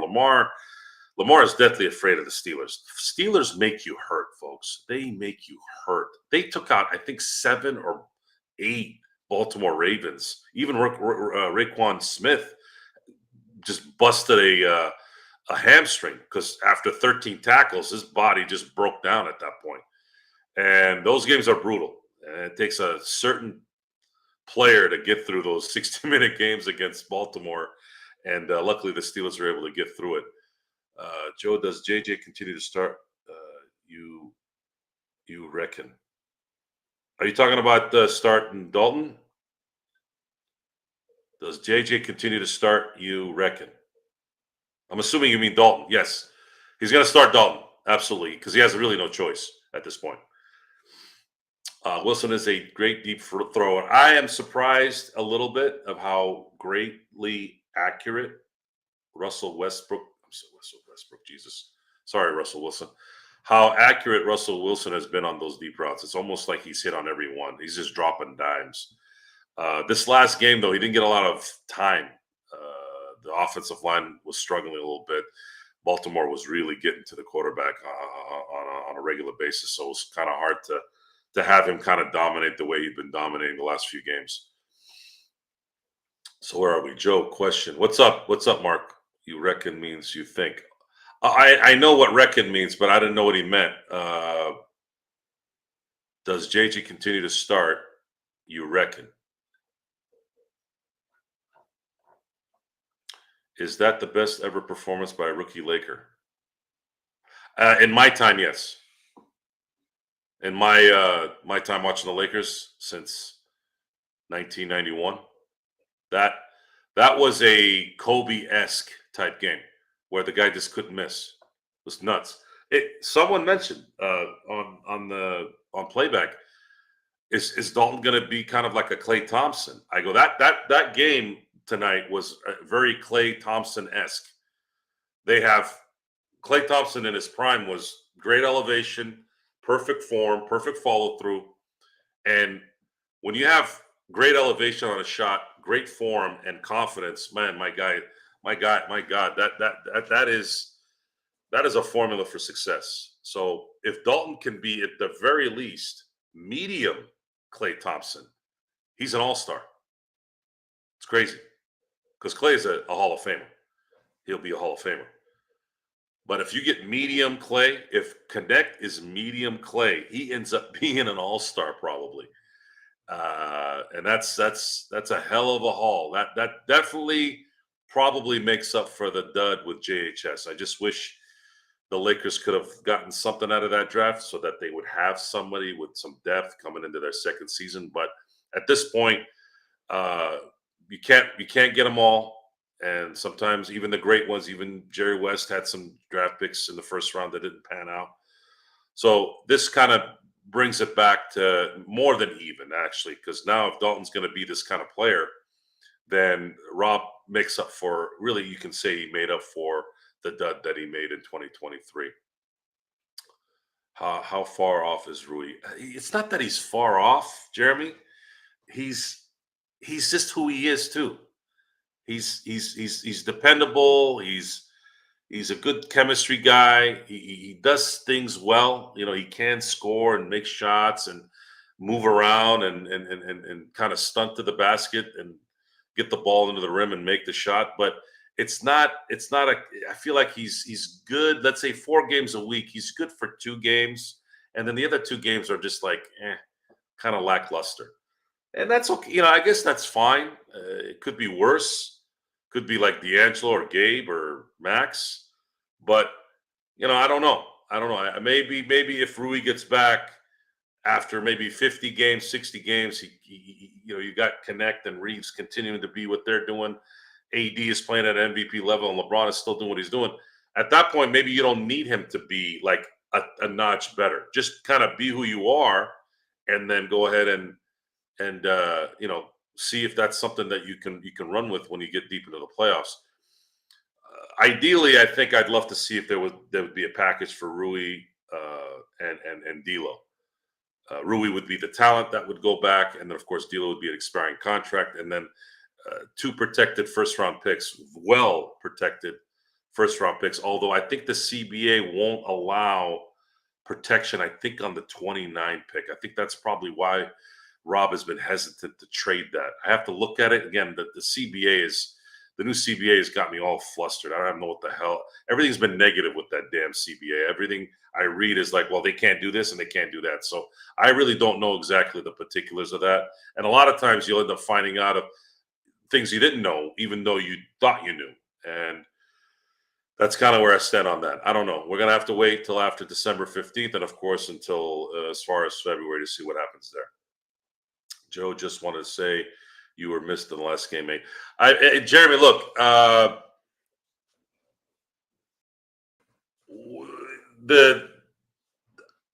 was a lot of reasons why I wasn't at the last game. It wasn't just one particular thing. So I'm not leaving. I'm never leaving. I'll never leave. The reason why I'll never leave is because of you guys. I wanted to leave last spring during the draft. I just said, you know what? I don't want to deal with this. I don't want to talk about this team and all the crap that's going on. It drains on you in terms of feeling that kind of like dread. But you know, you guys said no. You guys said no, we want you here. And I'm a true believer in the market. If the market is begging for your services, you have to feed the market. And this is about entertainment. And if you are entertained and you want that entertainment, I am obligated to provide it. Once a lot of these stars, I'm nowhere near, hopefully maybe one day, I'm nowhere near a lot of these movie stars or TV stars or whatever stars. a lot of those guys lose touch with why they're there, why they ended up being there. And I know there are obnoxious fans out there that ruin it for the normal guys, but at the same time, you have to understand that your services as an entertainer are now not really all you. It's the fans. It belongs to the fans. So that's kind of how I look at it. Joey loves this, boys. We love Joey. Yes, I do. I love you all. Thank you so much for being here, and thank you for the love. Again, I don't necessarily need the pats on the back, but as a human being, of course, it does make you feel good. Did Gerald piss you off? Sort of. I don't like censorship, and I don't like the fact that I got blacked out. And I would have punched Gerald in the face if he was in the same room. And that's kind of how I feel about that. So instead of punching him in the face, I decided to watch the previous game, without commentary. Joe will suffer with us as Laker fans. It's funny how entitled we are. Yeah. How much suffering have the Laker fans really had? Really? I mean, I guess you could say between 16 and 17, maybe 15. I'm sorry, 2015 through 2017. I'd say those were the three worst seasons probably in Laker history. Because up until that point, I think the Lakers had missed the playoffs 5 times. I think it was 5 times. Yeah, something like that. And of course, 2018 is when LeBron came, and that was met with enthusiasm and hope. So it wasn't a bad year, even though it kind of ended badly. But my God, 2015, 16, and 17 were absolutely horrendous. I'd say that was the worst time to be a Laker. But since then, it's always something, right? You have LeBron, you have AD, you have championships you've won, you've had near misses of championships, and then, of course, bad trades and terrible finishes the last couple of years, and that kind of puts you into that stratosphere of entitlement and dread that opposing team fan bases look at you and like, this is why we hate Laker fans. This is why we hate the Lakers. You guys are such spoiled brats. You were wrong too. You were wrong about this. You were wrong about that, which we are so far. Are we wrong all the way through? We don't know. But as of right now, I'm pretty happy.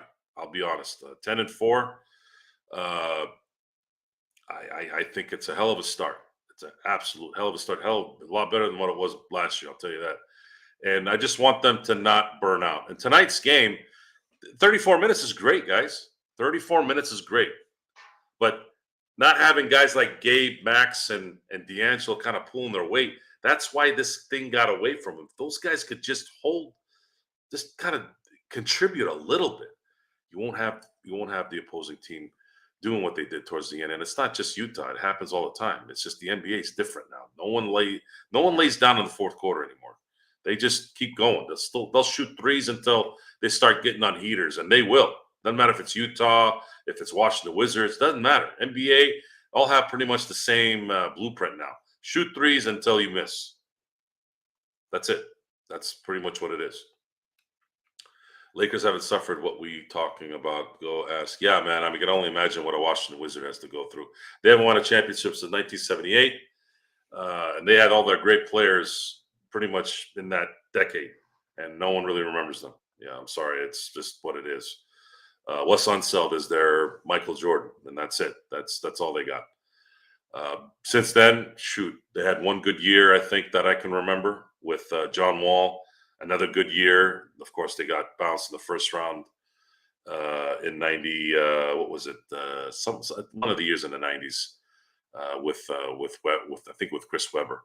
And that's it, guys. I mean, they've been terrible for a very long time. He was verbal. Did you read the chat? Like and sub, guys. Let's see, where are we here? Yeah, Eric. It was really 2014 through 18. I mentioned 17 because it's really, yeah, you're right. It is. It's more 15 to 17. I'm going by the seasons, and I usually equate the seasons to the second half of the year. I don't count, like right now, this is technically the 25 season. not the 24. It's the 24-25 season, but I call it 25. Yeah, Mark, if you want to do the next show with me, let me know. We'll get you prepared there. How'd you like JJ's rotations? I absolutely loved it, Jeremy. I thought his rotations were great. The ones that didn't contribute, that's not on him. Look, guys, if you know basketball, you know the difference between bad coaching and crap that doesn't work. And he's been great. He's been great. He has absolutely been great with the rotations. He's been great at just getting these guys moving the ball and being disciplined with the kind of the philosophy what he wants out there. And they have an identity. They have an identity that they've kind of brought back from 2020 with LeBron controlling the ball a little bit, and then you still had guys like Austin and them. You know, they do their part in terms of handling the ball as well as D'Lo, and I'm very happy. I'm very, very, very happy with JJ Redick's coaching. And if let's say the Lakers end up rolling here and through the year, and they end up, I don't know, 52-30 and a 4 seed, hey man, there might be a possibility he might be coach of the year. I think that's a reality. Whether it's going to happen or not, I'm keeping tabs on the voters this year. You guys have heard me say that, and I'm gonna kind of monitor that, so that if these votes continue to be stupid, you know, I think those guys need to be called out and have their voting privileges revoked. Let's see here. Wasn't playing, so he got more opportunities. What do you think of Kuz since he went to the Wiz, Joe? Kind of empty stats. Yeah, I mean, what else can he do in Washington, man? Seriously, Kuz is. I really my wish at the time when he was a Laker was he'd be a Rashard Lewis type. He's got that same lanky body type. He could his elevation could be. No one could touch that shot if he wanted it, and played really well on defense, really well that during that championship season. And I thought he'd be better. I thought he would have ended up being a borderline all-star player, maybe even a participant 1 or 2 times in his career.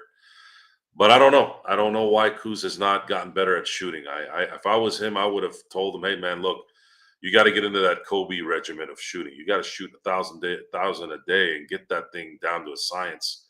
And then at that point, the sky's the limit. But he got his money. A lot of times, if you're on a losing team, you get your money. Motivation isn't there. There was a possibility of the Lakers getting him, let's say,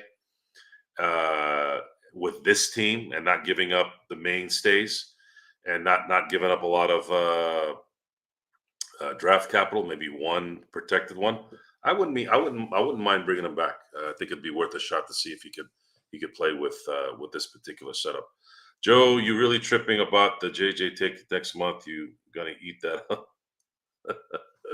You see, guys, if I'm too positive, I got Law Malcolm coming at me. If I'm negative, I got other people coming at me. So this is the problem with being in the prediction business. Is you're going to be wrong or dissed regardless of what happens. So salute to you all for that.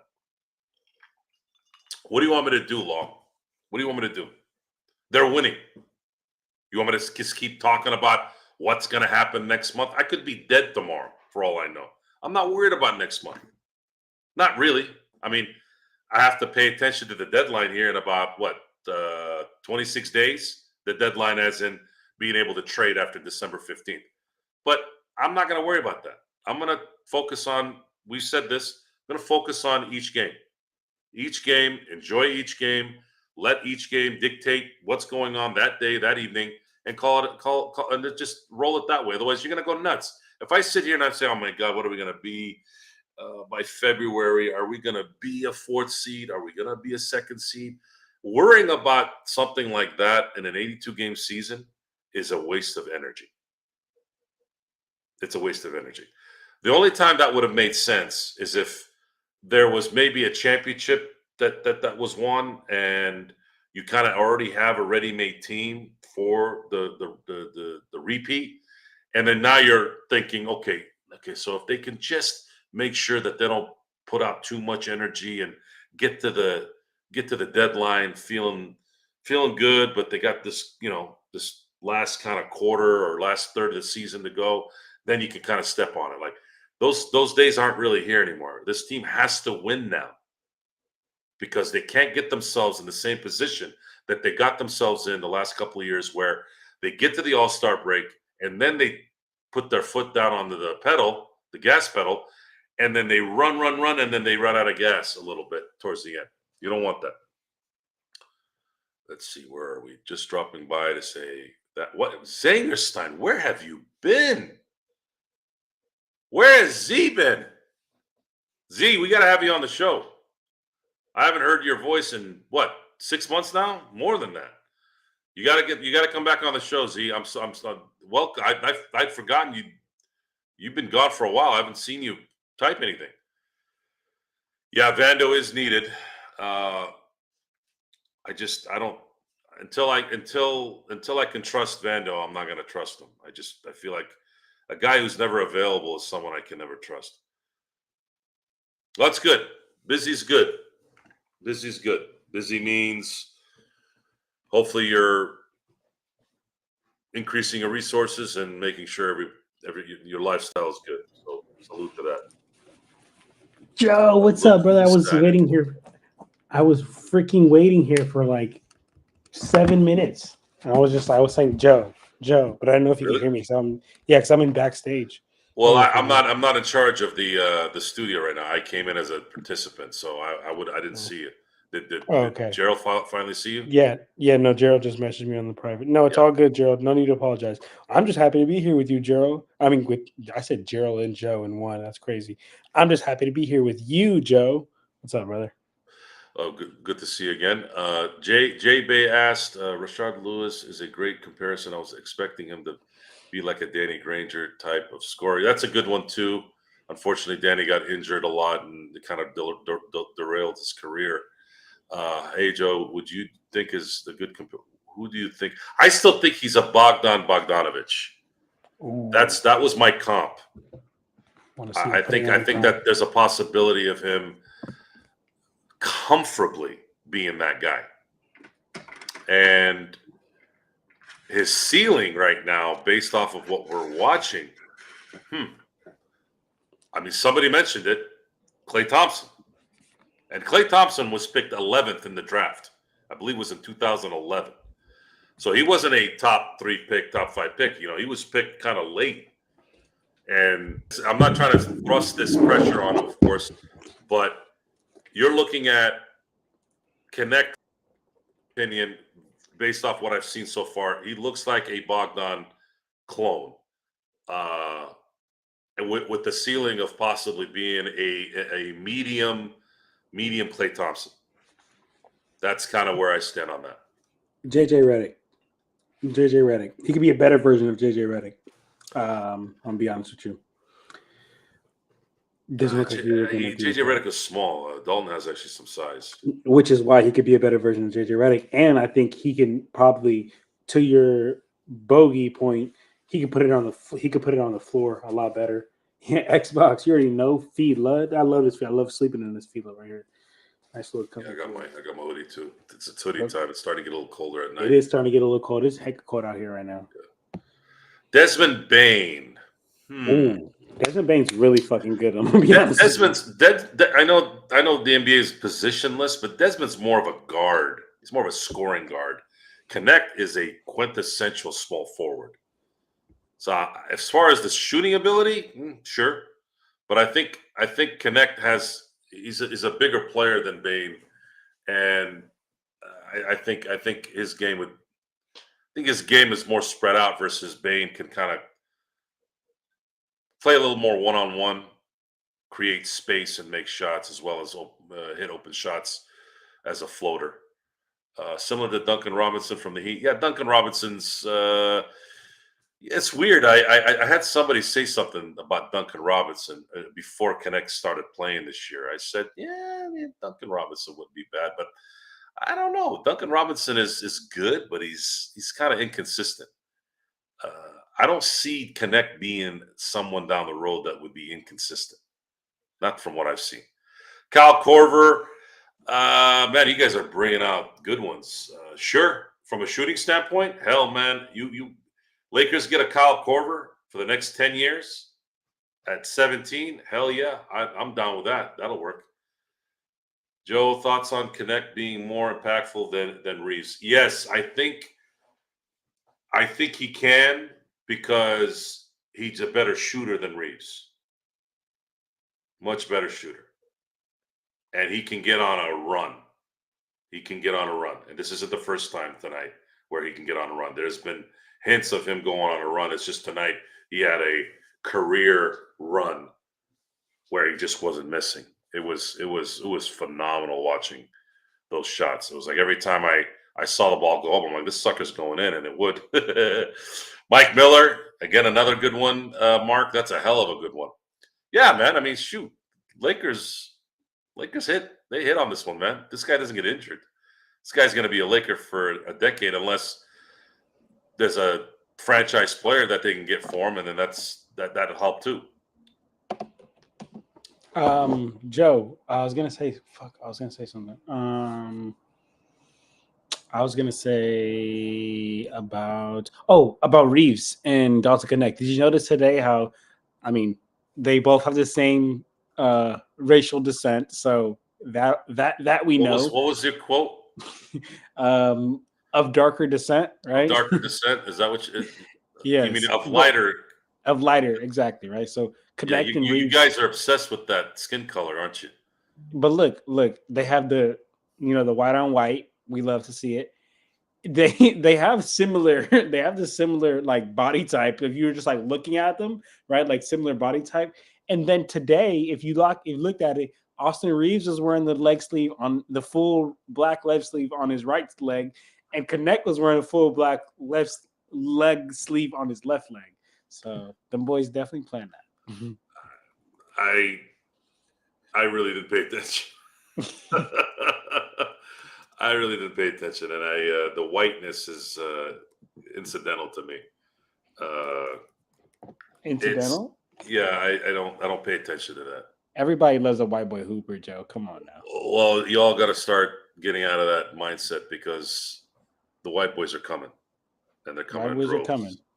And there's a big one coming next year. A big one's coming next year, and he's going to be the first pick.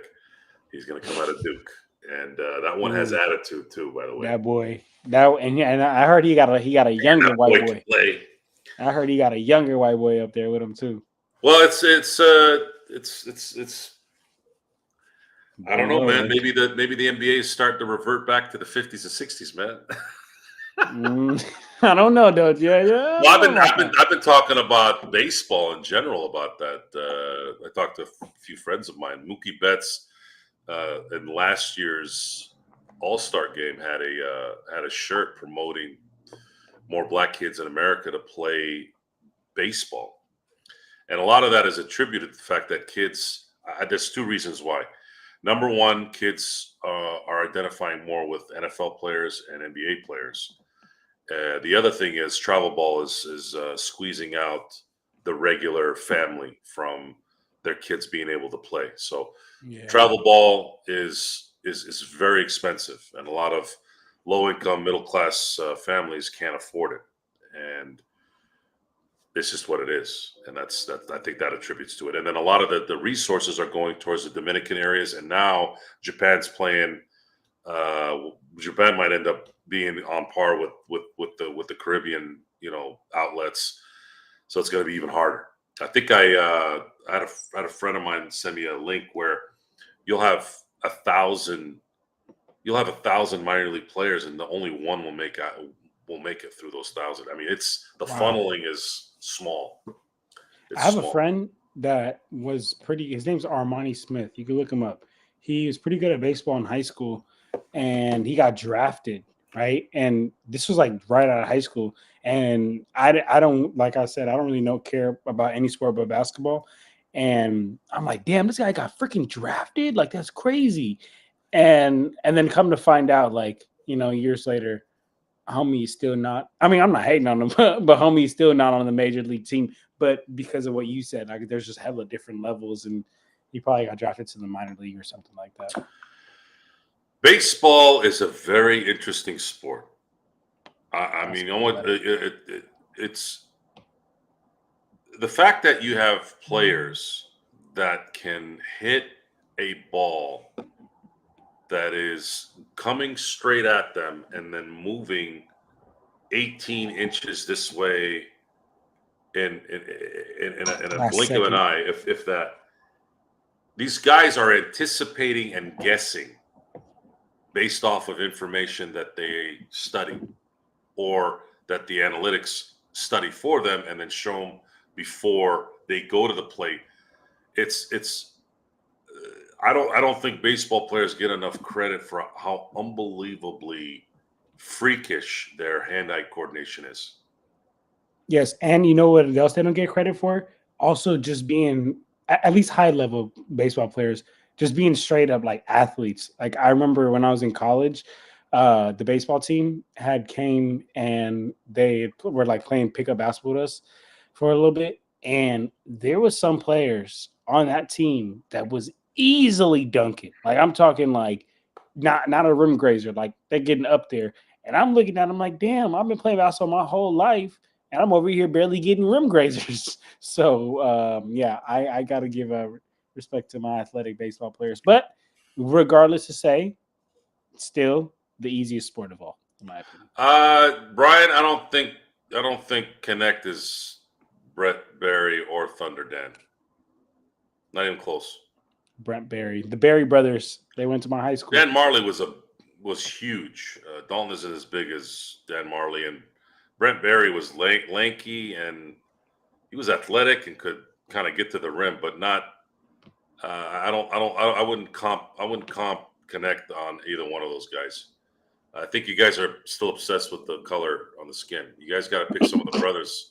There are brothers that are out there that look like Connect physically, guys. Come on. We're finding your ass out. You guys are looking at that shit. It's like when there's I remember when there was a black quarterback that was playing well, they always talked about, oh, he looks like the next Warren Moon or the next Michael Vick. I'm like, why are you picking all the black quarterbacks? I feel like we're low-key finding out who's racist here. Oh, that's easy. I could always spot that. Well, when they were doing the comp for Big Ben, everyone was looking at me like I was speaking Chinese. I'm like, his comp is Air McNair. They're like, what? What are you talking about? I'm like, yeah. You ever seen Steve McNair play? Yeah. I'm like, yeah. Yeah. Did you guys watch how he played? Or are you fixated on his face and arms and legs and how he highlights? And of course, everybody starts to, figure out where I'm going. I'm like, y'all got to pay attention to how people play. Stop looking at how they look. Steve McNair was like a moving punching bag that just would not go down. And he could throw the ball with pressure. He can throw the ball with zip, with all the stuff going on. And he played with every injury you can imagine. And that's what Big Ben did for 17 years. Yeah, you're talking about Big Ben as in Ben Wallace, but who's that other person you're talking about? Big Ben Roethlisberger, yeah. Oh, Ben. Oh, wow. Okay. Yeah. So, Burger. That's what I call him. Burger. Yeah, Burger. I'm going to get a water real quick, Joe, but I'm right here. I'm still listening. Keep going. We are trained to think that way in America, and I think y'all need to start untraining yourselves and focus on gameplay. Gameplay. That's the key. Gameplay. What is Dalton Connect going to be? And it's fun to, hope and wish and see. That's part of the fun of seeing a new Laker develop in front of our eyes. But either way, maybe we can just look at it as Dalton Connect's going to be Dalton Connect. And if you're coming onto the show late, I was mentioning how LeBron had mentioned and dropped an F-bomb too in the interview. Like, the league effed up. The league effed up not getting this guy. If this guy ends up winning the Rookie of the Year at 17, I got to do some research on this. When was the last time the NBA had an NBA Rookie of the Year that was picked in the late teens. That's something I got to go look at, and I'll talk about it on the next show. But yeah, we're very happy. I'm very happy, and I think things are progressing here with development of Connect. And boy, did they need this, man. Boy, did they need this. They needed a guy like this with the amount of folks, guys. This only adds the part that we are right about, guys. When you can get your talent, get the talent, no matter where it is, 17, 55. There's no such thing as you can't get the talent. If you have the opportunity to get something, get it, especially with the amount of salary that's involved. You can't get the production that you got tonight. Like his production tonight is a player in the NBA who's probably making $30 million. And you got it at what, $4 million? That goes a long way. Joe, can we say Jerry West plays like LeBron? No, Jerry West was more of a sniper. LeBron plays more like, I think LeBron would play, if you had to go back to that era, and again, that era didn't have a lot of high flyers, a lot of aerial type plays. I mean, it's talented players. You can say Elgin Baylor. It's not the same. They didn't play the same, but if there was a comparison to players at that time, it's probably Elgin Baylor. LeBron doesn't play like anybody we've ever seen. LeBron is in a category of his own. Guys like LeBron, guys like Troy Polamalu, guys like Barry Sanders, those guys have never been mimicked. There's never been an equal to those guys in terms of their playing style. Magic is the closest to LeBron, but LeBron doesn't play like Magic. He was more kind of fluid. He was more elegant. He was a swan that just. LeBron is a freight train. He's a controlled freight train. And probably the greatest move and one of the greatest moves in basketball is LeBron getting the basket. There's just nothing you can do. It's not normal for a guy that big. Imagine Karl Malone doing what LeBron is doing. For those of you who watched Karl Malone play back in the day, it's the same thing. He's the same size. Karl Malone would have beat Michael Jordan in the 90s if he did what LeBron was doing with John Stockton. That's the difference. Now, am I saying that if LeBron was on that Utah team with John Stockton, would they win it? Maybe. But then again, I've also talked about how if Kobe had been on that Knicks team in the early 90s instead of John Starks, we're all pretty convinced that Michael would have a couple rings less. So yeah, it's comparison stuff is fun to a degree, because again, I don't want to get into the debate of who's better and who's what, but it's still a game of team basketball, and certain players can tip you over, and that's kind of how that works. Joe, what's meth? What? Sorry, I was just reading Carmelo without the kids. Yeah, Go they ahead. always talk about What was that. your No, I was question? gonna say what Xbox said. He said John be drinking methylated spirits. What is that? What is that? Or, I'm not a good reader. Where is it? Where did he say that? Methylated spirits. What am I missing out on something here? What is that? You wanna tell him, Mark? No idea what a methylated spirit is. I'm gonna look it up though. Tell you that much. I think it's some kind of energy drink. Is it an energy drink or alcohol? Shit. Oh wait, no, it's I think it's something toxic. A methylated spirit, also called denatured alcohol, is purposely made undrinkable by adding toxic substance in order to avoid alcohol. So what was the genesis of that, Mark? Yeah, I didn't get that, brother. Did you say something that didn't make sense? Yeah, maybe.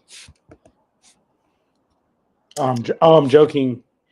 I'm joking. Your water. Yeah, I love water. I could literally drink one of these right here in one. You see, Brian, you just proved my point again. You're comparing Hafanga to Palomalo because they're both Polynesian.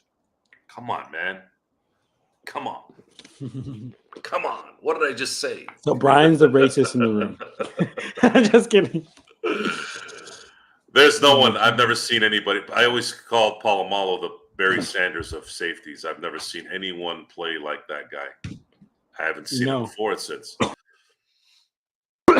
No, John was drinking water. That's it. That was it. So I could care less about baseball. I mean about any sport. Besides it's crazy how football. some of you guys don't watch football. How do you not watch football?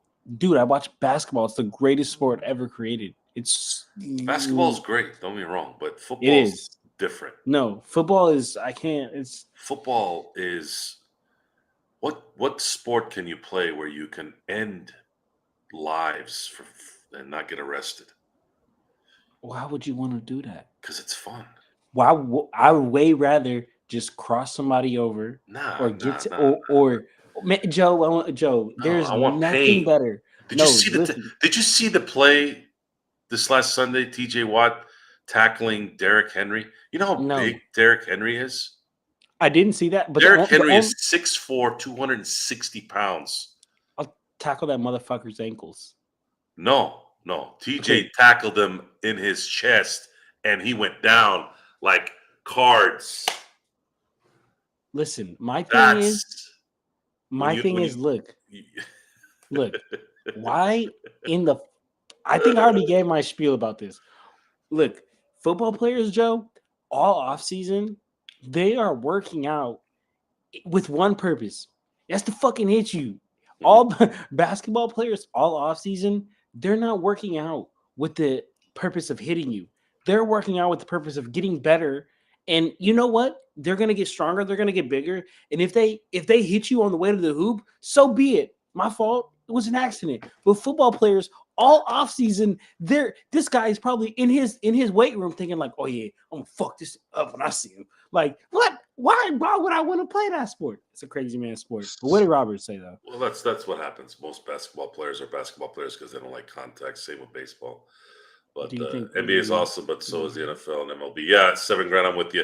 I have equal love for really all of the sports, except football is a little bit special for me because I always wanted to play football my whole life, and I still do. And I just like the violence. I like the pain. I like it all. It's just it was a sport that just I couldn't mimic anywhere. You can't play football. Like I can call you up, hey man, let's go play some hoops. Hey man, let's go to the batting cages. What are you gonna do with football? You're not gonna go get pads and go play with your friends. You know what I mean? I mean, I played tackle football without pads and stuff years ago, and I ended up breaking my freaking sternum from it. That was fun as a kid. I would not want to do that as an adult. I could still do it now if I had to. I'd probably break a couple things, but I don't give a shit. But Robert said, "Here, I don't know if you want to answer this, Joe." But Robert said, "Do we think that Rui being hurt for a little while is good for the Lakers because it allows Dalton to get starter type minutes and experience, which can speed up his development?" Great question, Robert. But go ahead, Joe. I'll let you go first. I believe it doesn't matter if Rui's playing or not. Dalton Connect would have eventually done what he did tonight. Yeah. What we need from Rui is to keep playing. We don't need him injured. We already have enough injuries. This team needs continuity, and they need to have a year where they're not dealing with stupid injuries at the worst time. Last year wasn't too bad, but this year's different. I think our leadership is different, and I believe that if Connect ends up being our third best player, that's better than what our third best player was last year, which was D'Lo towards the end of the year. I guess Reeves could still be, but I think he's better if he's not. I think he'd be better as a fourth or fifth best player. So yeah, it's going to be. We're going to let this thing play out. Joe, you reckon Bron could have played? Oh yeah. Oh, LeBron could have been LeBron would have been. LeBron would have been a non-jackassed version of Kellen Winslow Jr. No idea. He has almost the same body type. You know what tight end I used to really like? The one that He used to play on the Eagles back in 2012. His name was something Clark or Clank. Dallas Clark. He played on the Eagles in 2012. I don't know, to be honest with you. I played with him on Madden a lot. Dallas Clark played for the Colts. I don't remember if Dallas went. I'm gonna find out the name and tell you, but yeah, he was like one of my. I only liked football, Joe, for about a year and a half, and it was because of Michael Vick, Deshaun Jackson, and LaShawn McCoy, and that tight end, which I clearly forgot his name, but I did it 2012. Yep, tight Philly. End. Yep, Philly. It was like either like something Clark or. I remember Ertz, but I'm not remembering Clark. Let me see. Where are we here? Tight end. Yeah, you gonna know this better than me. You meant Brett Selleck. Yup. Yeah, there you go. Yeah, there you go. Yeah, okay. I used to play with him on Madden. Brent Selleck. Exactly, Joe. That's crazy. You just gave me nostalgia even thinking of that name. Yeah. I used to be literally a freaking kid with no worries at all, no bills to pay at all, and just playing video games. I used to love being Michael Vick. Used to run out the pocket. And now got all these fucking bills, Joe. Yeah, man. It's life slaps you in the face with that stuff. You got to be good with your money though, so you can. You know what? That is one thing I have became, because unfortunately my mom was not, and I just don't want to be in that situation. So I got really good with my money, and I made a whole lot of money in crypto. Yeah, my crypto's up right now, of course, and I kind of predicted that based off of how things went during the election. Right now, it's starting to come up to.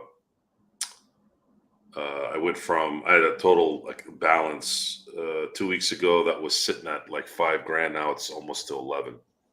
Ooh, I love to hear it, Joe. Yeah, we'll see how this plays out. I think I have XRP and ADA. XRP is all my research has been the fact that this thing might be the big one. It might be the one that ends up XRP. being, XRP might be the one that lets the banks transaction what they need much more efficiently, and that's kind of where that is. Braun would have been a tight end, guys. Braun, I guess he could have been kind of like a Megatron, because Megatron was 6'6", about 230, 240. Because a lot of these guys don't tell the truth about their weight. But LeBron, I mean, I guess he could have played receiver, but I think he would have been better as a tight end. I'm gonna be honest, Joe. I know you're not gonna agree with this because I know you, but LeBron is the greatest athlete of all time, hands down. Yes. Like I don't want to disrespect professional athletes in other like professions, because like the same way LeBron's been working his ass off at basketball, like those guys have been doing that in their respective sports. But I'm just saying, if you just take the athlete that LeBron is and take the body type that LeBron has, you can put him in any sport and he will be successful. Football, nigga, soccer, even soccer. It could be a fucking goalie. You could do soccer. He could fucking play baseball. He could play everything. The only thing I don't think he could do, I'm gonna be honest with you, which is literally might be the hardest sport of all time, water polo. I don't think LeBron has water polo. Why? For a couple of reasons. Why? For a couple of reasons. What is it with water? You tell me. For a couple of reasons. That's bullshit. But one of them. You diss it on your own peeps with that shit. Hey, it's real though. I'm gonna be honest. I don't like swimming. There's no better athlete in the history of my lifetime, at least at the very least my lifetime, than Bo Jackson. Okay. Bo Jackson was the nastiest, most unreal athlete, and he still is. And then even Deion Sanders has confirmed that. He said, Bo, there's no Deion Sanders without Bo. And by the way, Deion doesn't get enough credit for being phenomenal as well. The fact that he was able to play baseball too, at the level he played baseball, just unreal how good him and Deion were. Bo was the greatest athlete I ever saw, bar none. There's just no other, in my book, there's no other comparison. Number one is Bo Jackson.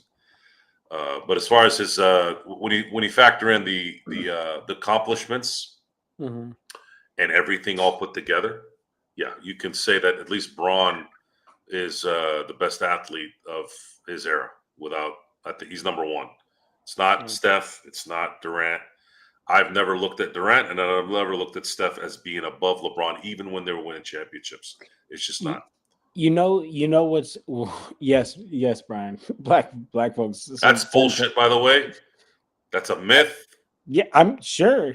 I mean, No, it's a myth. Joe. It's you can't tell me it's a myth when I know a lot of people who just prefer. I know a lot but I also know a lot of white people who don't know how to swim too. Though I know a lot of white people. I just think I know a lot of both races that don't know how to swim. What does that mean? Not know how to swim? So why? I'm gonna explain it to you right now, Joe. I'm gonna explain it to you right now. So look, I used to actually not know how to swim. And now I know how to swim. My girl actually showed me when I was in like 17. But listen, before I was 17, the reason why I didn't know how to swim was because one, nobody ever taught me, and two, I never understood and never got how you go from point A to point B. Like I was able to doggy paddle like and stay up, but I was never able to go from point A to point B like laying down and like and doing that. So that's how you don't know how to swim. And I didn't know how to do it. And I wasn't gonna try to die and figure it out. And First of all, the difference between not knowing how to swim and not swimming are two different things. Not knowing how to swim and not swimming. Knowing how to swim and swimming. We can't swim, or he can't swim. Well, why can't you swim? Well, I don't know how to swim. I never was taught. Okay, that's different. Versus we just can't swim. That doesn't make any sense to me. I agree with you, Joe. KD has never been better than Braun. Yeah, that's always been something I've had to have. I've had to talk to people about that a few times. I'm like, LeBron, since 2009, really since 2010, has been the guy. He's been this era's number one guy. As far as this last 4 years, though, 5 years, Jokic has a play in there. You know, I used to say before Kevin Durant, and I don't know how you guys feel about this, but in my opinion, I think when Kevin Durant went to the Warriors, it was the weakest move like of all time. And especially being that he had just got beat by that team and they were just up 3-1 on that team. And then he ends up going to that team. That was the weakest move of all time, in my opinion. And it sucks because LeBron probably lost at least one more title in that from that decision. At least one more. Exactly, right? I mean, like for sure. But what I was gonna say was like prior to that decision, do you remember how back in the day it was like either Kobe or Braun? And like I was team Kobe, so like I used to fucking hate LeBron James. I ain't gonna lie. I used to absolutely hate LeBron James. But it was team Kobe, team Braun, team Kobe or team Braun. And I used to always say, I used to be like, man, yeah, I'm team Kobe, but watch out for this KD dude. Watch out for this KD dude. Watch out for this KD dude. And again, I lost all that respect for him. And he lost his place in that race when he went to the Warriors because he has I'll say it on the record. Kevin Durant has never won a meaningful title. Every single one of those Warriors titles has an absolute asterisk to it. And don't believe me? Go ahead and look at it. I'm not gonna throw asterisks on those things. Let me finish. That's not gonna work. Okay, but let me at least finish this. Don't believe me? Watch this. First title they had. What was first title they had? That was the one when there was in the finals no Kyrie Irving because he broke his toe, no Kevin Love because he had 2015, yeah, right. Okay, exactly, right. So that's what I'm saying. No Kyrie Irving because he broke his toe, no Kevin Love because he broke his shoulder. Literally, the only starter was LeBron James and J.R. Smith. They were playing LeBron James, J.R. Smith, and then the Warriors won that. Congratulations. Next year, what happens? Healthy Cleveland Cavaliers team, Warriors end up losing. Granted, Draymond Green got suspended, but you can't be walking around kicking people in the nuts and not have some type of punishment to that. He got suspended. He got what he deserved. He was kicking people in the nuts all fucking season long in all playoffs. So what happens? Warriors end up losing that year. Then Kevin Durant comes. Bro, you can't even the fuck you can't that championship is no, but we all knew what was gonna happen. That has no, again, I say this, the Dirk 2011 ring means more than all of those Warriors rings to me. Because that was a real ring. Dirk went through some shit to win that ring. The Warriors were just popping people quarters 1 through 3 during that era. And I'll say that, and I'll stand on it, Gerald. I've been saying this since high school. I'll stand on it. You can't argue, though, when you argue with your neighbor about the asterisks he wants to give the Lakers for the COVID title and then give an asterisk just a few years before because the Warriors knew how to manipulate what was going on with that big rise in the CBA. It doesn't work that way. You can't give an asterisk for one and not the other. It just doesn't work like that, John. Okay, fine. I won't say asterisk, but I will say it is not a meaningful title. It holds no validity. Like to me, the 2011 Dirk one. Fan, it does.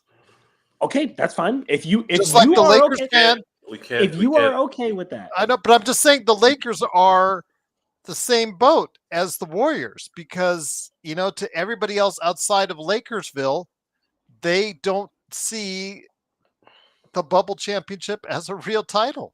Right. This argument becomes more of a headache because you start hearing stupid comments. Agreed. It just goes off to even 2012. I'm sorry, 2013. Well, if Ray Allen didn't hit a shot, some idiot the other day, some moron online said, "Well, the Dodgers wouldn't have won the World Series if they didn't get Shohei." Well, no shit. Why do you think they got him? I go, what are you gonna say next? Oh, the Bulls wouldn't have won championships in the '90s if Michael Jordan wasn't drafted. Like, what the hell are you talking about? It's a discussion that has no thought process. It is what it is. What I am saying is Durant going to Golden State cost LeBron titles, but saying it's illegitimate is just not gonna fly. It's just not what you can't do that. If you want to say that it's a chicken shit way to win, yeah, sure. But they're real. It's real. It happened. Deal with it. And that's just what it is. It's just like Boston last year. No value, though. No value. Boston played every team in the East with their number one guy out. They had an easy run to the finals. And they ended up playing basically one guy. Everyone else turned into pumpkins, especially Kyrie Irving. Joe, technicality, you're so right, brother. But you cannot tell me that Warriors team was not just OD. It was out of pocket, Joe. No, there was no super team even. It was. You're right, but it's still valid. That's what I'm saying. You're right on it. But like there was no team even close to remotely close to. That team almost lost to Houston. What the 73 the 2018 team. They almost lost to Houston. The Warriors. Oh yeah. KD, right? They almost lost. They were down 3-2. And and then Chris Paul's game, Chris Paul busted his leg. You were saying 2008. So that would have again I don't know, man. It's back to comparing who's the greatest again. I'm not. I think the discussion is something we're never going to know the true. Good barbershop talk, though. Yeah, it is. It is, but I think it's a waste of time. It is what it is. People win sometimes when they shouldn't, and sometimes people lose when they shouldn't. It is what it is. Kobe should have won in 2004. Kobe should have won in 2008, but circumstances didn't allow it to happen. Facts. Oh man, I hate that. It sucks, but you have to live with it, and it is what it is. But with that, I want to thank you all for being here tonight. If you guys want to hit me up, some of you are hitting me up on my social media, so I appreciate that. You guys can hit me up anytime. I'm usually available during the day. If you want to hit me up on Facebook, I'm Johnny Blade. With my profile is Freddie Freeman as the Statue of Liberty. You can contact me there on direct messaging. If you want to contact me on Instagram, I'm simblades_turf. And then, of course, on X, you can reach me at Joe Soro LFB. Anything else that comes up, we're gonna obviously throw the info at you. We're gonna probably see you guys here in a few days for the Orlando game to continue this tournament that we're in. And until then, thank you for being here, John. Thank you for being here, Gerald. Thank you for setting everything up. And until next time, we'll see you next time.